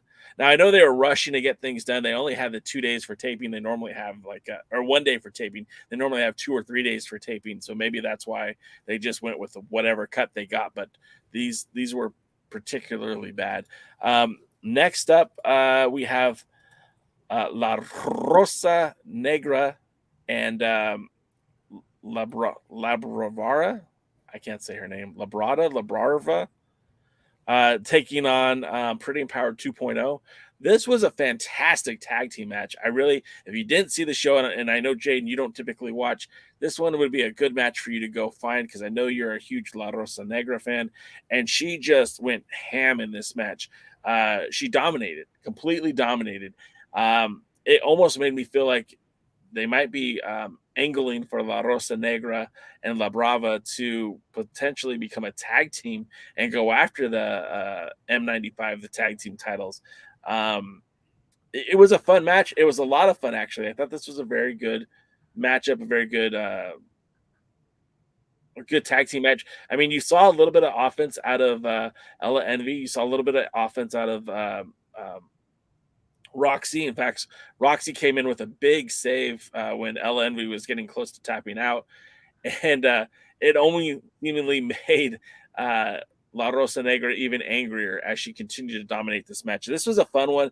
But then out of nowhere, while Ella Envy's getting kind of her butt handed to her by La Rosa Negra, you have Roxy run into the ring, and first she attacks La Brava, and then the referee does nothing. He doesn't start counting. Scott Wheeler is the referee's name. I want to say it because I just thought this was such a horrible way to end what was such a good match. He doesn't start counting. He doesn't start warning anybody. He just lets it all happen. Not even like a, hey, what are you doing? Just he stands there with nothing. So La Rosa Negra eats the finishing move from from Ella and Roxy, and they get the victory. But I just thought they ruined that whole matchup by having by not administering the count, not doing anything. DK, what did you think about the match? I didn't enjoy it. It was, I don't know that the match was bad or just the way it was put together was bad. But it, like you were talking about, everything with the refs, and I don't know. I didn't enjoy the match. I just didn't. Did you like it before, or you didn't like anything about it? I think I was okay before. I mean, I don't think I loved it. Well, I know I didn't love it. I mean, I wasn't sitting there going, oh, man, this is a really good match. I think I was going, oh, My sentiment matches recently is like, okay, this is what you need for TV if you're going to do TV this way, so to speak. And but this one was just, so I think I was kind of in that vein, but I think by the time they got to the end, it was just really like, this has been pretty bad. I'm an Ella Envy fan. I felt like she should have probably been a little bit more competitive in that match. But part of what makes Ella Envy great is that the selling, and that's where that she excelled in this match because La Rosa Negra gave her a lot to sell.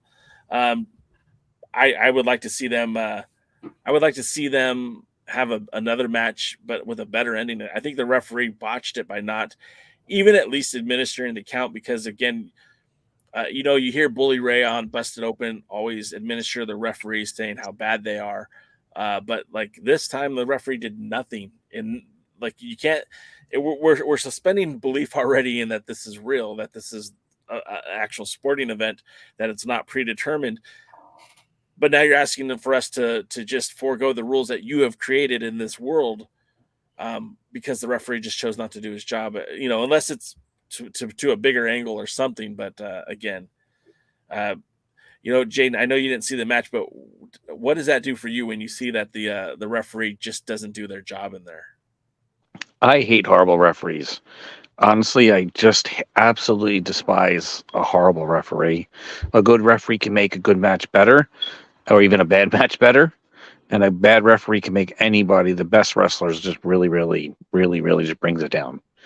And this is the NWA. This isn't Joe Schmo's wrestling promotion. They should be better.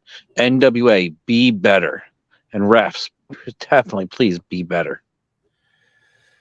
So that's going to wrap up the live part of the show. Again, we have an interview that'll be coming up in just a few seconds that I did with Tony Givens earlier this evening. I hope you guys will stay tuned and check it out because we talk a lot about Kerry Morton. We talk about Ricky Morton. We talk about the transition from NWA Smoky Mountain to Innovative Pro Wrestling. We talk about the history that Kingsport, Tennessee has for the NWA, the junior heavyweight title, and the fact that Kerry Morton's bringing that title back home to Kingsport, Tennessee.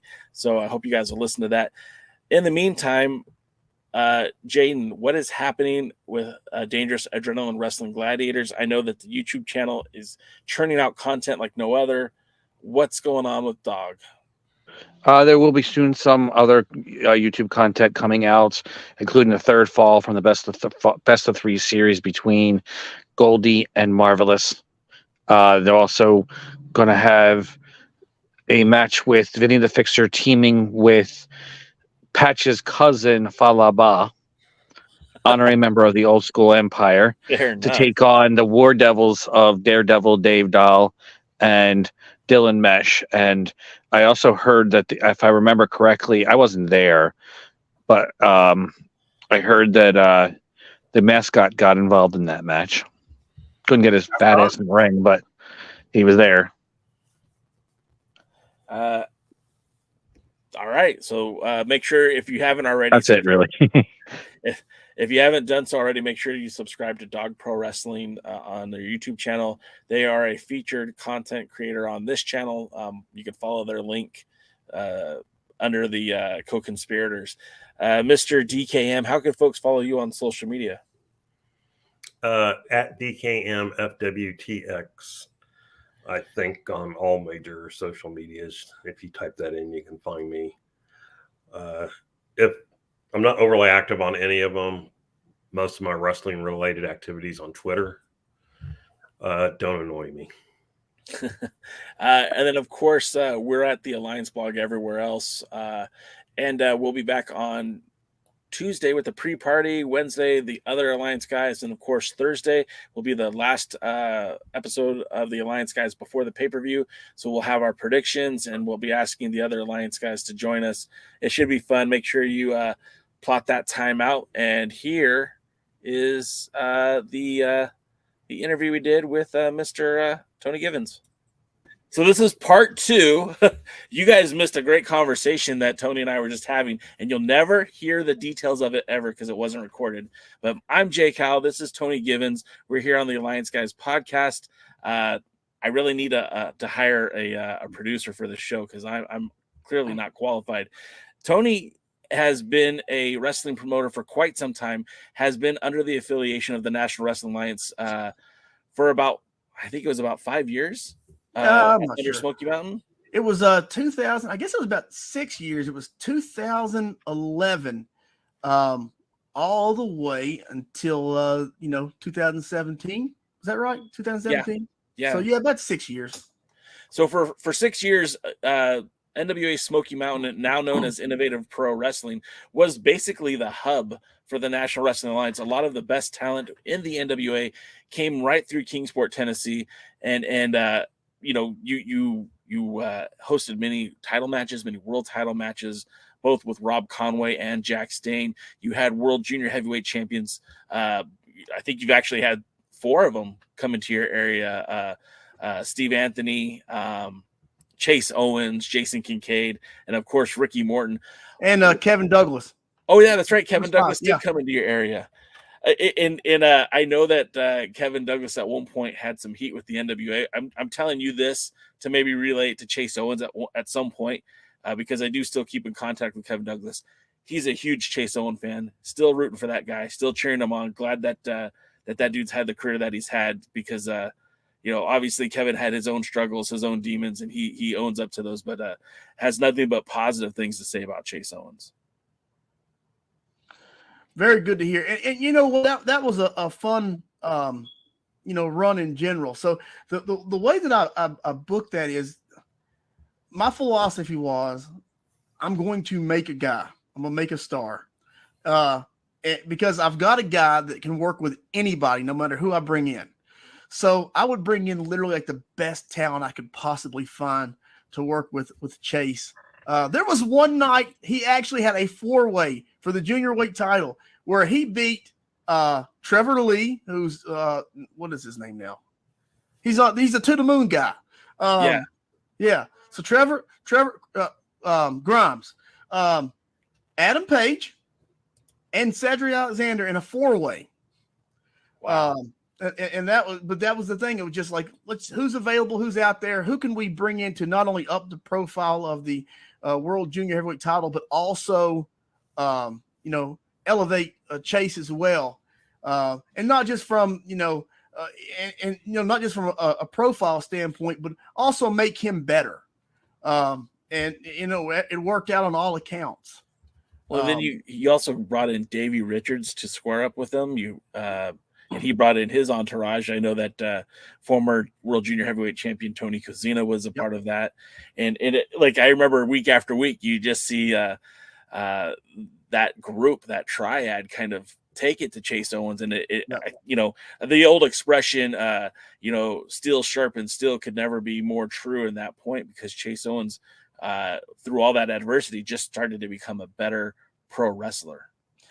And the match with Davey is where I really saw it because that was actually right before we were still in NWA Smoky Mountain, and it was right before he became the junior heavyweight champion. And when I publicized that match, put it out there for free, and I think that's one of the reasons that he ended up with the run that he has. Like, wow, like this kid can really go because to this day it is still one of the best matches I've ever seen live. It was just amazing.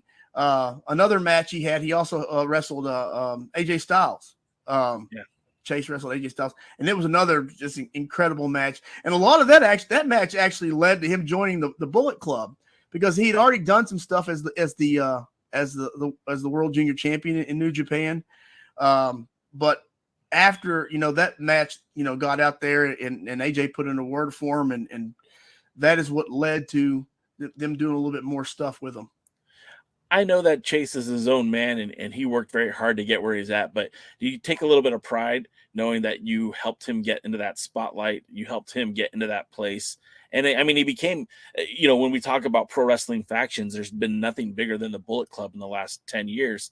And he was very much a part of that. Without Tony Gibbons, he might not have had that opportunity. Do you take some pride in that? I would like to think that, he's so talented that he would have found an avenue. Because he is really, really talented. But, I do take pride in the fact that we gave him that platform. To this day, He still is one of my best friends in the world. And whenever he is available, even now he actually lives in Texas.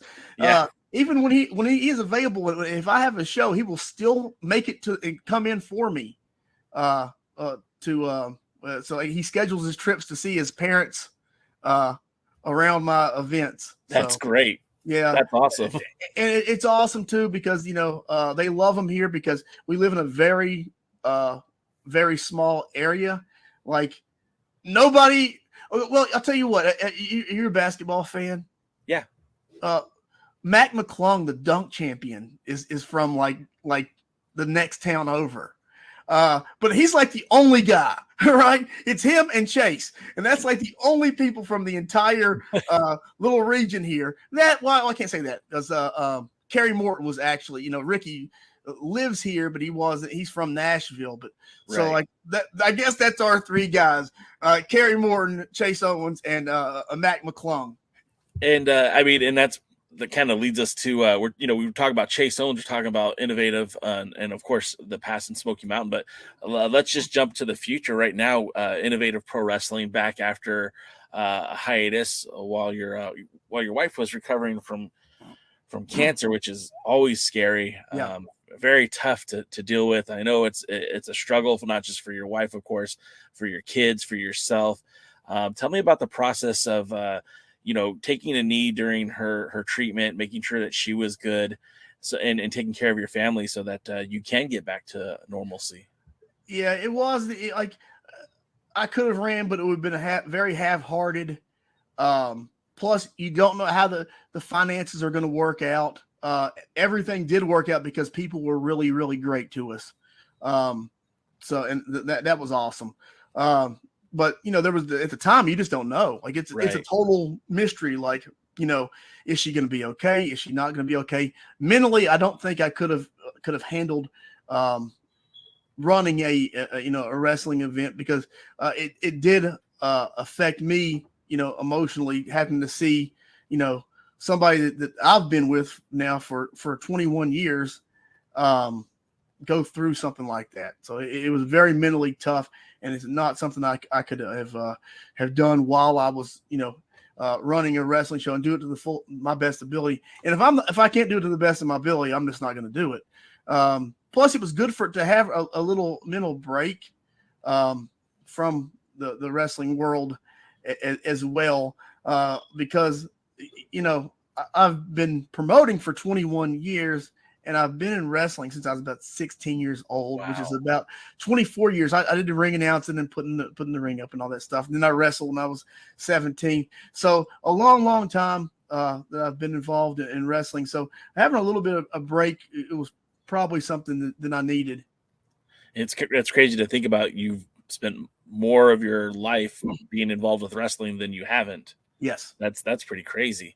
I didn't know that. I knew you wrestled.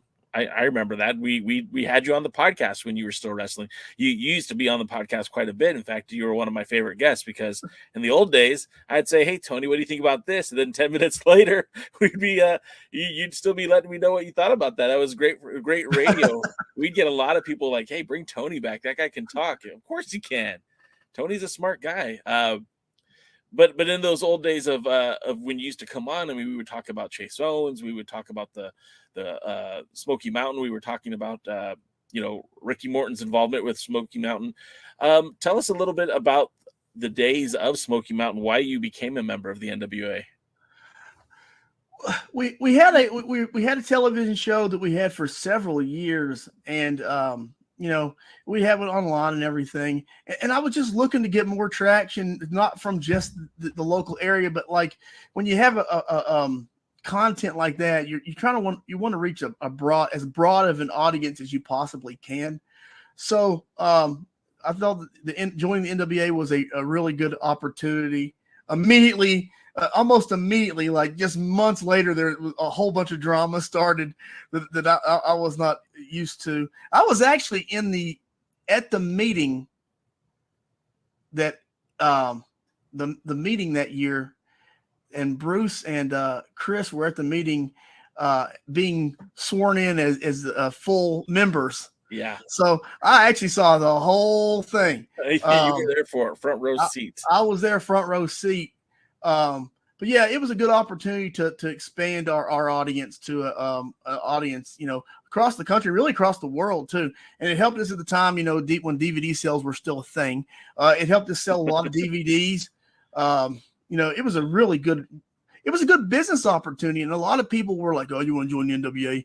It's kind of like, why do you want to be a part of something like that? As far as not having your own identity. Well, at the time, it was better for me to latch on to a brand like that in order to kind of grow. It was better than just. There's a weird thing, like if you're living in a small town in a small area, because I live in a town of 40,000 people. It might be 45. But it's not hard to grow from an area like that unless you take advantage of good opportunities. So this was an opportunity to take my little wrestling company in little Kingsport, Tennessee, and get with a national brand. So it was, like I said, really great opportunity for myself at that time. And just looking back, I mean, I'm in the same circles that you are. I hear a lot of the fans, a lot of people say, the NWA, well, that died in 1986 when Ric Flair, blah, blah, blah. But the thing about it is, obviously there's some value in it. There was value when you joined the NWA. There was value when Impact Wrestling was working with the NWA. There's value in it when, rock star legend Billy Corgan purchased the brand. I mean, obviously there's some sort of value to it, because if there wasn't, then explain like how any of that stuff would have happened, right? Like, the whole deal with Impact, that licensing agreement that the NWA had with Impact, I mean, it established Impact. It gave it legitimacy immediately. It helped, with Smoky Mountain, helped with its legitimacy. And you said, latch on or leech, but honestly, it was symbiotic, because you were benefiting from the NWA, but hell, especially in those leaner years when Tharp took over, I mean, they were benefiting from you a lot. And we mentioned it earlier.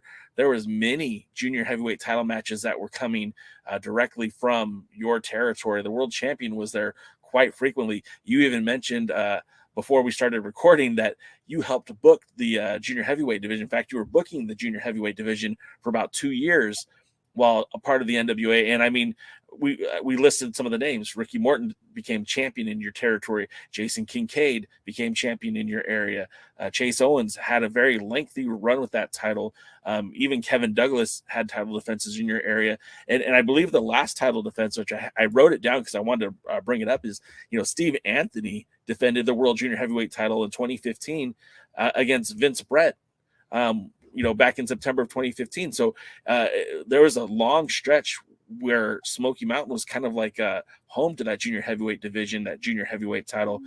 What does it mean to you now, seeing Kerry Morton, somebody who really grew up in your backyard, grew up going to your wrestling shows, now bringing that same junior heavyweight championship back home? It makes me feel very old. Like I said on in the part of the podcast that nobody will ever hear, Kerry literally used to come to the ring with me when I was a wrestler from time to time. Even had he had little pants that said with a little dragon logo on it. Nice. So yeah, it's crazy to see the success that he has obtained. And when he was 10 years old, 10, 11 years old, we all knew that he would be a big star in wrestling, because he loved the business. He would be 10 years old telling grown men, critiquing their matches. And as much as maybe some of them didn't want to hear it, he was right more often than not, because he's really studied. It's not one of those things where he just come and said, my dad's Ricky Morton and I'm going to be this great wrestler. He actually has studied and cares and learned the craft, soaked up the knowledge that from his dad, just didn't take advantage of, hey, this is my dad. He actually, took the steps to learn and earn his place. So he takes on Matt Sigmund on next Saturday, May 27th at the Kingsport Civic Auditorium as part of the Collision Course. Now, I know that's not the main event, but it's one of the big events that fans of the Alliance blog are looking forward to because, of course, Kerry Morton bring that title back home against Sigmund, who, Sigmund will be making his re-debut for the NWA next month in June as part of the Crockett Cup. It's kind of feel like old times down in Kingsport. You've got the World Junior Heavyweight Champion. Kerry Morton's going to be there. You've got Sigmund, and of course, him and Elliot Russell will be representing. They'll be in the Crockett Cup as well. How does it feel to be working with the NWA again? I mean, I know it's not a direct correlation, but I mean, some of the talents that you're booking also get booked by the NWA and vice versa. Does it feel like old times, or is this a brave new world? It's a full circle. You know what I'm saying? It's still a new thing, but it's our own thing. But we can't deny the past of what helped grow our brand. We were just a little nothing wrestling promotion for about 8-9 years, and then we joined the NWA, and it really, really helped us grow. And we've continued to grow even after leaving. But it feels like it's a deja vu. It's a nice throwback, a nice callback to a great time in the history of our company. With that being said, there, like I said, there's a couple of talents who have been working with the NWA or promotions associated with the NWA, like Joe Kazana Promotions. And I know I've seen a lot of familiar faces with that promotion. Going forward, do you believe that you'll continue to work with the NWA or maybe promotions like Joe Kazana? If the opportunity presents itself, I can see myself doing something with Joe. I really like Joe. He's got a really good product, uses a lot of the same talent that I use. So it will be something. Can you still hear me? My camera looked like it went off. You froze for a second, but you're back. Okay. Yeah, I really like Joe, and I think that maybe we could do something. NWA, I mean, it'll be, it's all about, if they were to reach out and want to work, I would be open to discussions about continuing to work with them as well. They have really got a good thing going with the talent wrestling all over the world. I recently saw Silas Mason and Kerry both posting pictures from their time in Australia. Looked like they had a hell of a time. They had something special there. They called it the Southern Six. I don't know how much you followed of it, but it seemed I really hope they bring that here to the States. It just had so much such good chemistry, right? And I know that Silas Mason is from the Tennessee area, but I mean Tennessee is a big state. It's not like they grew up as next door neighbors. I know Alex Taylor's in the same state. I know that a lot of these guys are, live in Tennessee, but it doesn't mean that you guys live close. And then they will go to Australia and just cause absolute havoc. It looked absolutely incredible. And I really hope that somehow, some way that transfers to the NWA at some point. And the weird thing is there's so many different correlations to the NWA. Like Kenzie Page, she right.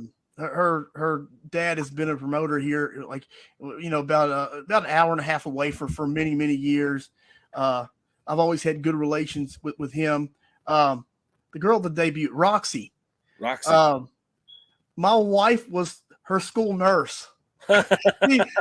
She's from here too. So I guess we'll eventually be able to throw her in the list with Mac McClung, Chase Owens, and Kerry Morton. And Kerry Morton. And she's doing really, really well. She actually has she helps train people at the wrestling school in town here, the new wrestling school that opened. One of my friends, Dan Jones, he opened up a wrestling school. He is one of the commentators, but so a lot of good talent going to be coming up. But yeah, a lot of correlations with the NWA, and it's just kind of weird that it ended up going that direction because like so many of the people that I use at first, they come in and they had a lot of ex WWE talent, and it looked like they were having trouble like really finding an identity. Now it's a whole bunch of people that are from Tennessee. So it's kind of, I think it might be like fate that we end up working with one another again at some point. Once you think you're out, they pull you right back in. I don't know. Like I said, I would be open to working with them again. Maybe not as far as deep as, being an official NWA promoter or anything, but, correlation between the synergy between our companies would probably be a very beneficial thing once again. They've done cross promotions with Wildcat in Chamlet, Louisiana. Of course, they've worked with Joe Kazana over at the Joe Kazana Promotions, and then they even did something with Elijah Burke, the Pope, with his Love Alive charity out in Florida. So it wouldn't surprise me at all if they said, "Hey, Tony, what can we do?" But it also wouldn't shock me if they didn't. It just seems kind of like the NWA. I won't lose sleep either way. No, but one of the cool things, and we already mentioned it, but Elliott Russell, Matt Sigmund will be returning to the NWA next month as the Heat Seekers return to the Crockett Cup. Their second time invited to the Crockett Cup. They're former NWA World Tag Team Champions. They've done a lot of work in your local area as well. What can you tell people who aren't familiar with Sigmund and Russell about the Heat Seekers? Old school, hardworking style wrestlers. The best comparison would be, and this is one that comes up a lot, is FTR. They're a lot similar in that style of wrestling, like an old throwback, but they still can work a modern style in the ring. But very talented team, former World Tag Team Champions. Good to see them get back in the Crockett Cup and back in the NWA. What does it mean to you as somebody who obviously believed in them? I'm sure you were one of the guys pulling for them to get those opportunities to wrestle for the World Tag Team titles and the such. What does it mean to you to see them in the Crockett Cup personally? Like I said, full circle on that as well. It looks like we're fate is bringing us all back together. I had used Sigmund for many years before Elliott started wrestling, and then when Elliott did start wrestling, he would do pre-show matches for us, and eventually then he became like Sigmund's second.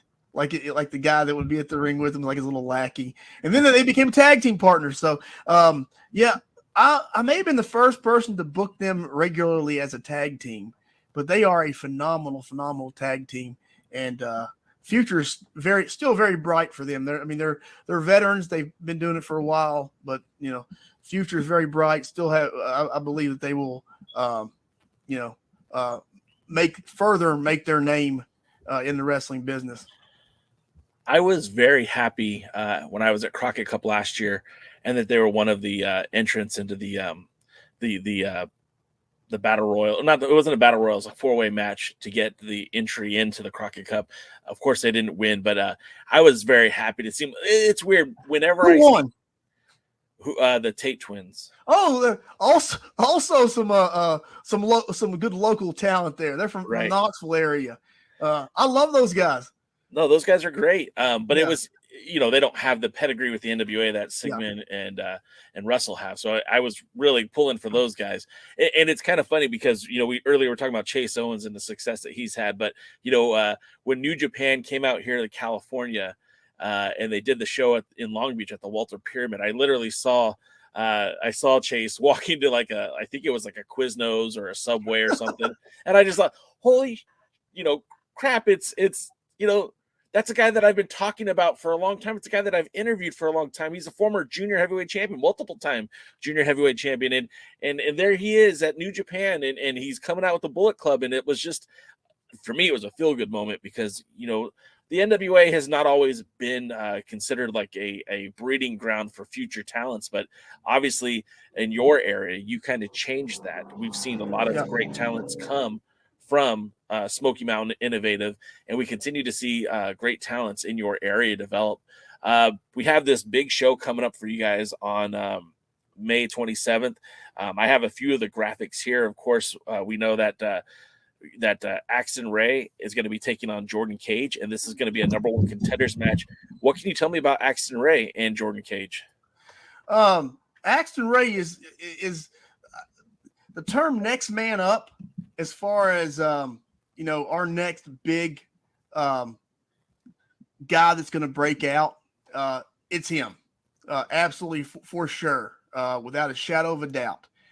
He is going to be a big star in wrestling. Extremely talented. He's done a lot of stuff now for Game Changer Wrestling, but he will continue to grow and he's going to be a big star. Jordan Cage is a veteran. He's been around for a while. He had some great matches in NWA Smoky Mountain. Won the Smoky Mountain Cup, challenged Jax Dane at one point, has challenged, I believe, for the junior weight title several times, but it should be a great match between two great talents. There's a lot of chaos in this next match, and I'm kind of wanting to know more about this because it's called a blind draw, the 6-man tag team match. I saw the first graphic, and it was just a bunch of question marks on the screen. But this one looks interesting. You've got Nicole Payne, Tyler. I'm gonna butcher his last name here. Foshi. You got Wayne Moxie. You got Dallas Troy, Bruiser Bob, and RT3. A lot of fresh faces here. People that I'm new to me. But tell me about this one and what does this what will this do for Innovative going forward, the 6-man tag, so 6-person tag? There's actually another match that we're going to announce tomorrow. So I'm doing 2 6-man tag matches that are randomly drawn, like the Lethal Lottery Battle Ball. Yeah.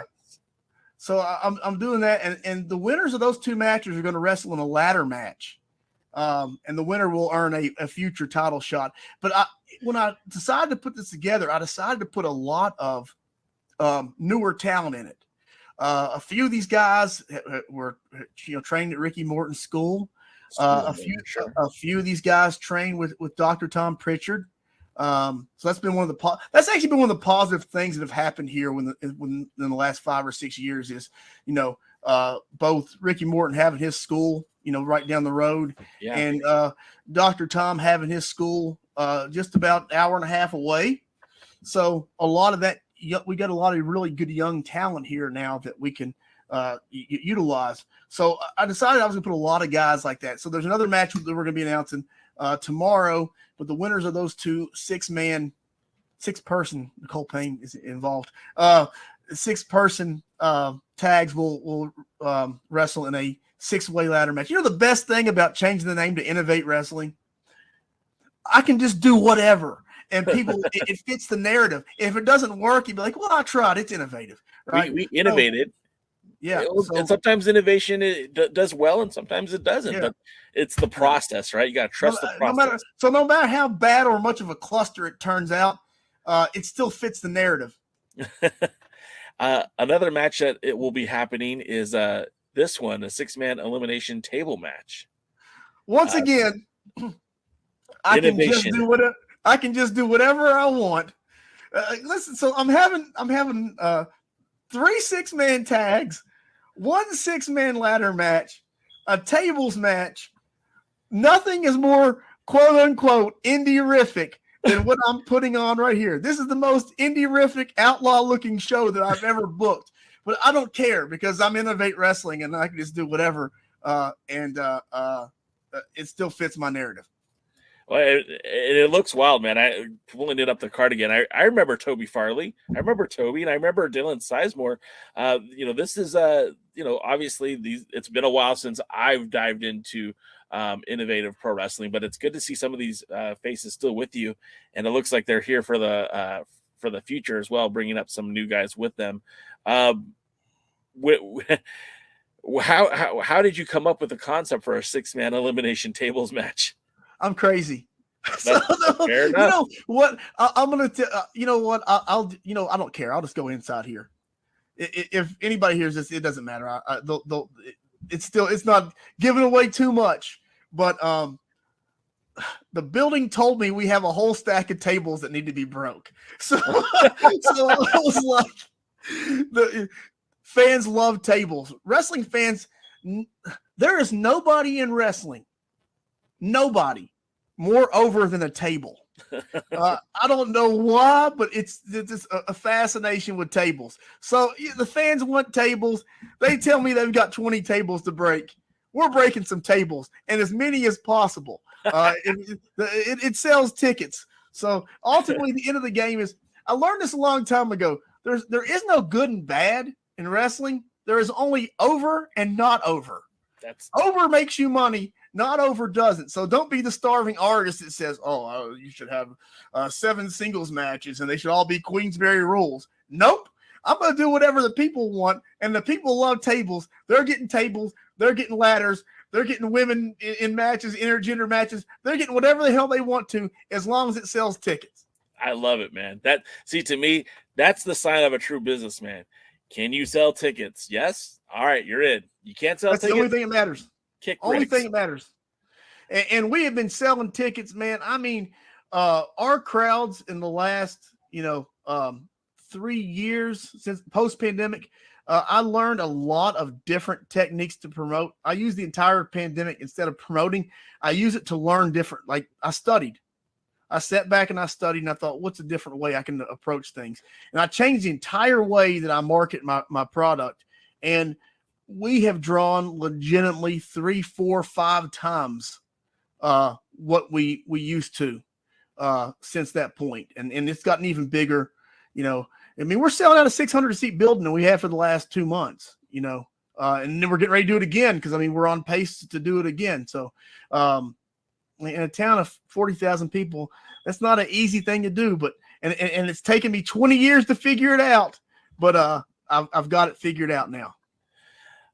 I think this is the main event for the show. You could tell me for sure or not, but you've got Caleb Courageous, your champion, your innovative grand champion, defended against the Smoky Cup winner, the 2023 winner, Chase Owens. This is like Chase, like you said, Chase has been back, and he's it's not like he's rare in your promotion, but of course he's kind of coming back the conquering hero, having done so much with the Bullet Club, so much with New Japan Pro Wrestling. Tell me about this one, and from a personal standpoint, are you happy? Well, I guess that's a stupid question. Of course you're happy to see Chase Owens back, but are you happy that he's here and able to have such an active role in your company today? Yeah, I'm glad. I'm really glad because it just seems things have worked out like our last few events that he is. It has been in between tours. Yeah. So that's worked out really well. So whatever the opportunity I have to see Chase on a personal level, but also on a professional level, always good because he always has a fantastic match, no matter who he's with. He will have, generally most of the time the best match on the show. Caleb Courageous just won the championship from Toby Farley.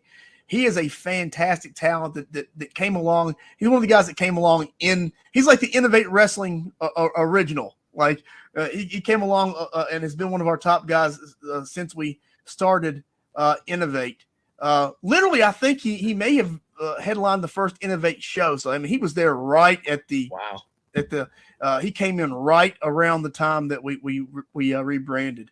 Him and Toby Farley are kind of like my current. Him and Toby Farley and Axton Ray are to Innovate Wrestling what Jason Kincaid and Chase Owens were to NWA Smoky Mountain. And the fact I still have that old guard still there, and this is kind of the battle of the old guard versus the new guard. And Chase has not actually lost a match since he went to New Japan in Innovate. Wow. So a long streak there. Maybe it'll come to the end. Maybe it won't. We'll find out next week. So, of course, that's Collision Course. That's Saturday, May 27th. Bell time, 7:30 p.m. Kingsport Civic Auditorium. It is a big show for you guys, a big event. Is this going to be available on streaming services or YouTube, or do you just have to be there to see it?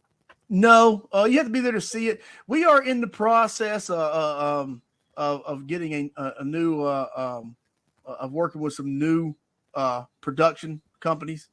The last one, they kind of fell apart. They were great guys. Some of them got some trouble with the law. And the main guy. I think he just kind of like, it's one of those things like if you're in business with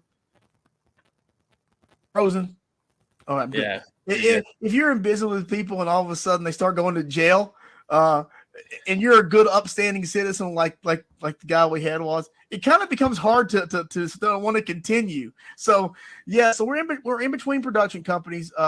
Soon we will be displaying our content all over the place, but we are not at that point right now. So this is one of those you got to be there to see it live kind of things. Understood. So make sure that if you're within driving distance, hell, if you're within flying distance, make sure you get to the show, because it's going to be a once in a lifetime opportunity to see, of course, Kerry Morton bringing that World Junior Heavyweight Championship back. You got Chase Owens challenging for the Grand Championship. It's going to be a heck of a night that you're going to have there on May 27th. Yeah, I'm looking forward to it. I think this is like our 20th Collision Course. Wow. So, yeah, it's a long time event. We run on the Memorial Day weekend every single year.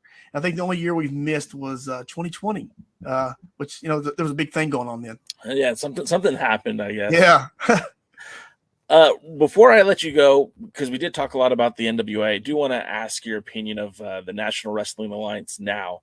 I mean, you were there during the Pro Wrestling Organization era. You were there during the International Wrestling Corporation era, and now you're here for the Lightning One era. What do you think about the product? What do you think about the brand? Is your opinion of the NWA gotten better or worse, the same? What do you think of this new world that we're in with the NWA? I'll be honest. I think when they first launched and they were using all these ex-WWE guys, perfectly honest, I thought it sucked at that point. But now that it feels more, it's getting to the point where it's more homegrown talent, more more like they're bringing guys in and discovering them and putting them on, as opposed to just taking somebody else's trash. And not that any of that talent was trash, but it was all guys that other companies didn't necessarily want at the time. Whereas you always do better when it is your homegrown people, and that's what they're getting back to now. So I think now that they're doing really well, and they've revamped and they're going in a very positive direction. It becomes hard when you start something from scratch to really get your footing and decide where your place is in wrestling. But they have improved significantly, in my opinion, over the last little bit. Well, Tony, as always, man, it's such a pleasure to have you on this podcast. I do appreciate you taking time to talk with us today. Of course, the big event's going to be on Saturday, May 27th. For folks to follow you on the social medias and the website and all that good stuff, what's the best way to follow you? The best way to follow is look us up on Facebook, Innovate Wrestling. Same thing with Instagram. Twitter's a little different because they won't Innovate Wrestling is too many letters. So it is Innovate PW, which I absolutely hate. I wish they would let me change that and put more letters in there, but I have to live with it. I like the branding being the same and consistent. So that is pisses me off every time I look at it.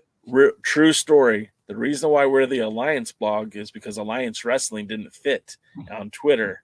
So I went with the Alliance blog on Twitter and thought, well, it works there. We're going to put it everywhere. So that became the norm because for the same reason, I just wanted it to be consistent everywhere. Yeah. So, well, again, Tony, appreciate your time, man. You have a great afternoon, great evening, and good luck on next Saturday. And hopefully we'll talk to you soon. Go Lakers. There it is. Go Lakers.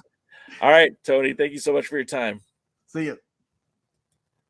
All right, guys, and now the rest. Thanks for joining the stream. This has been a presentation of Alliance-Wrestling.com. We genuinely appreciate your support. Would you consider subscribing so you'll never miss a future episode? I'd also like to remind you we do a live stream every Tuesday at 5 p.m. before NWA Power. You can find us on social media at The Alliance Blog, and until next time, we are The Alliance.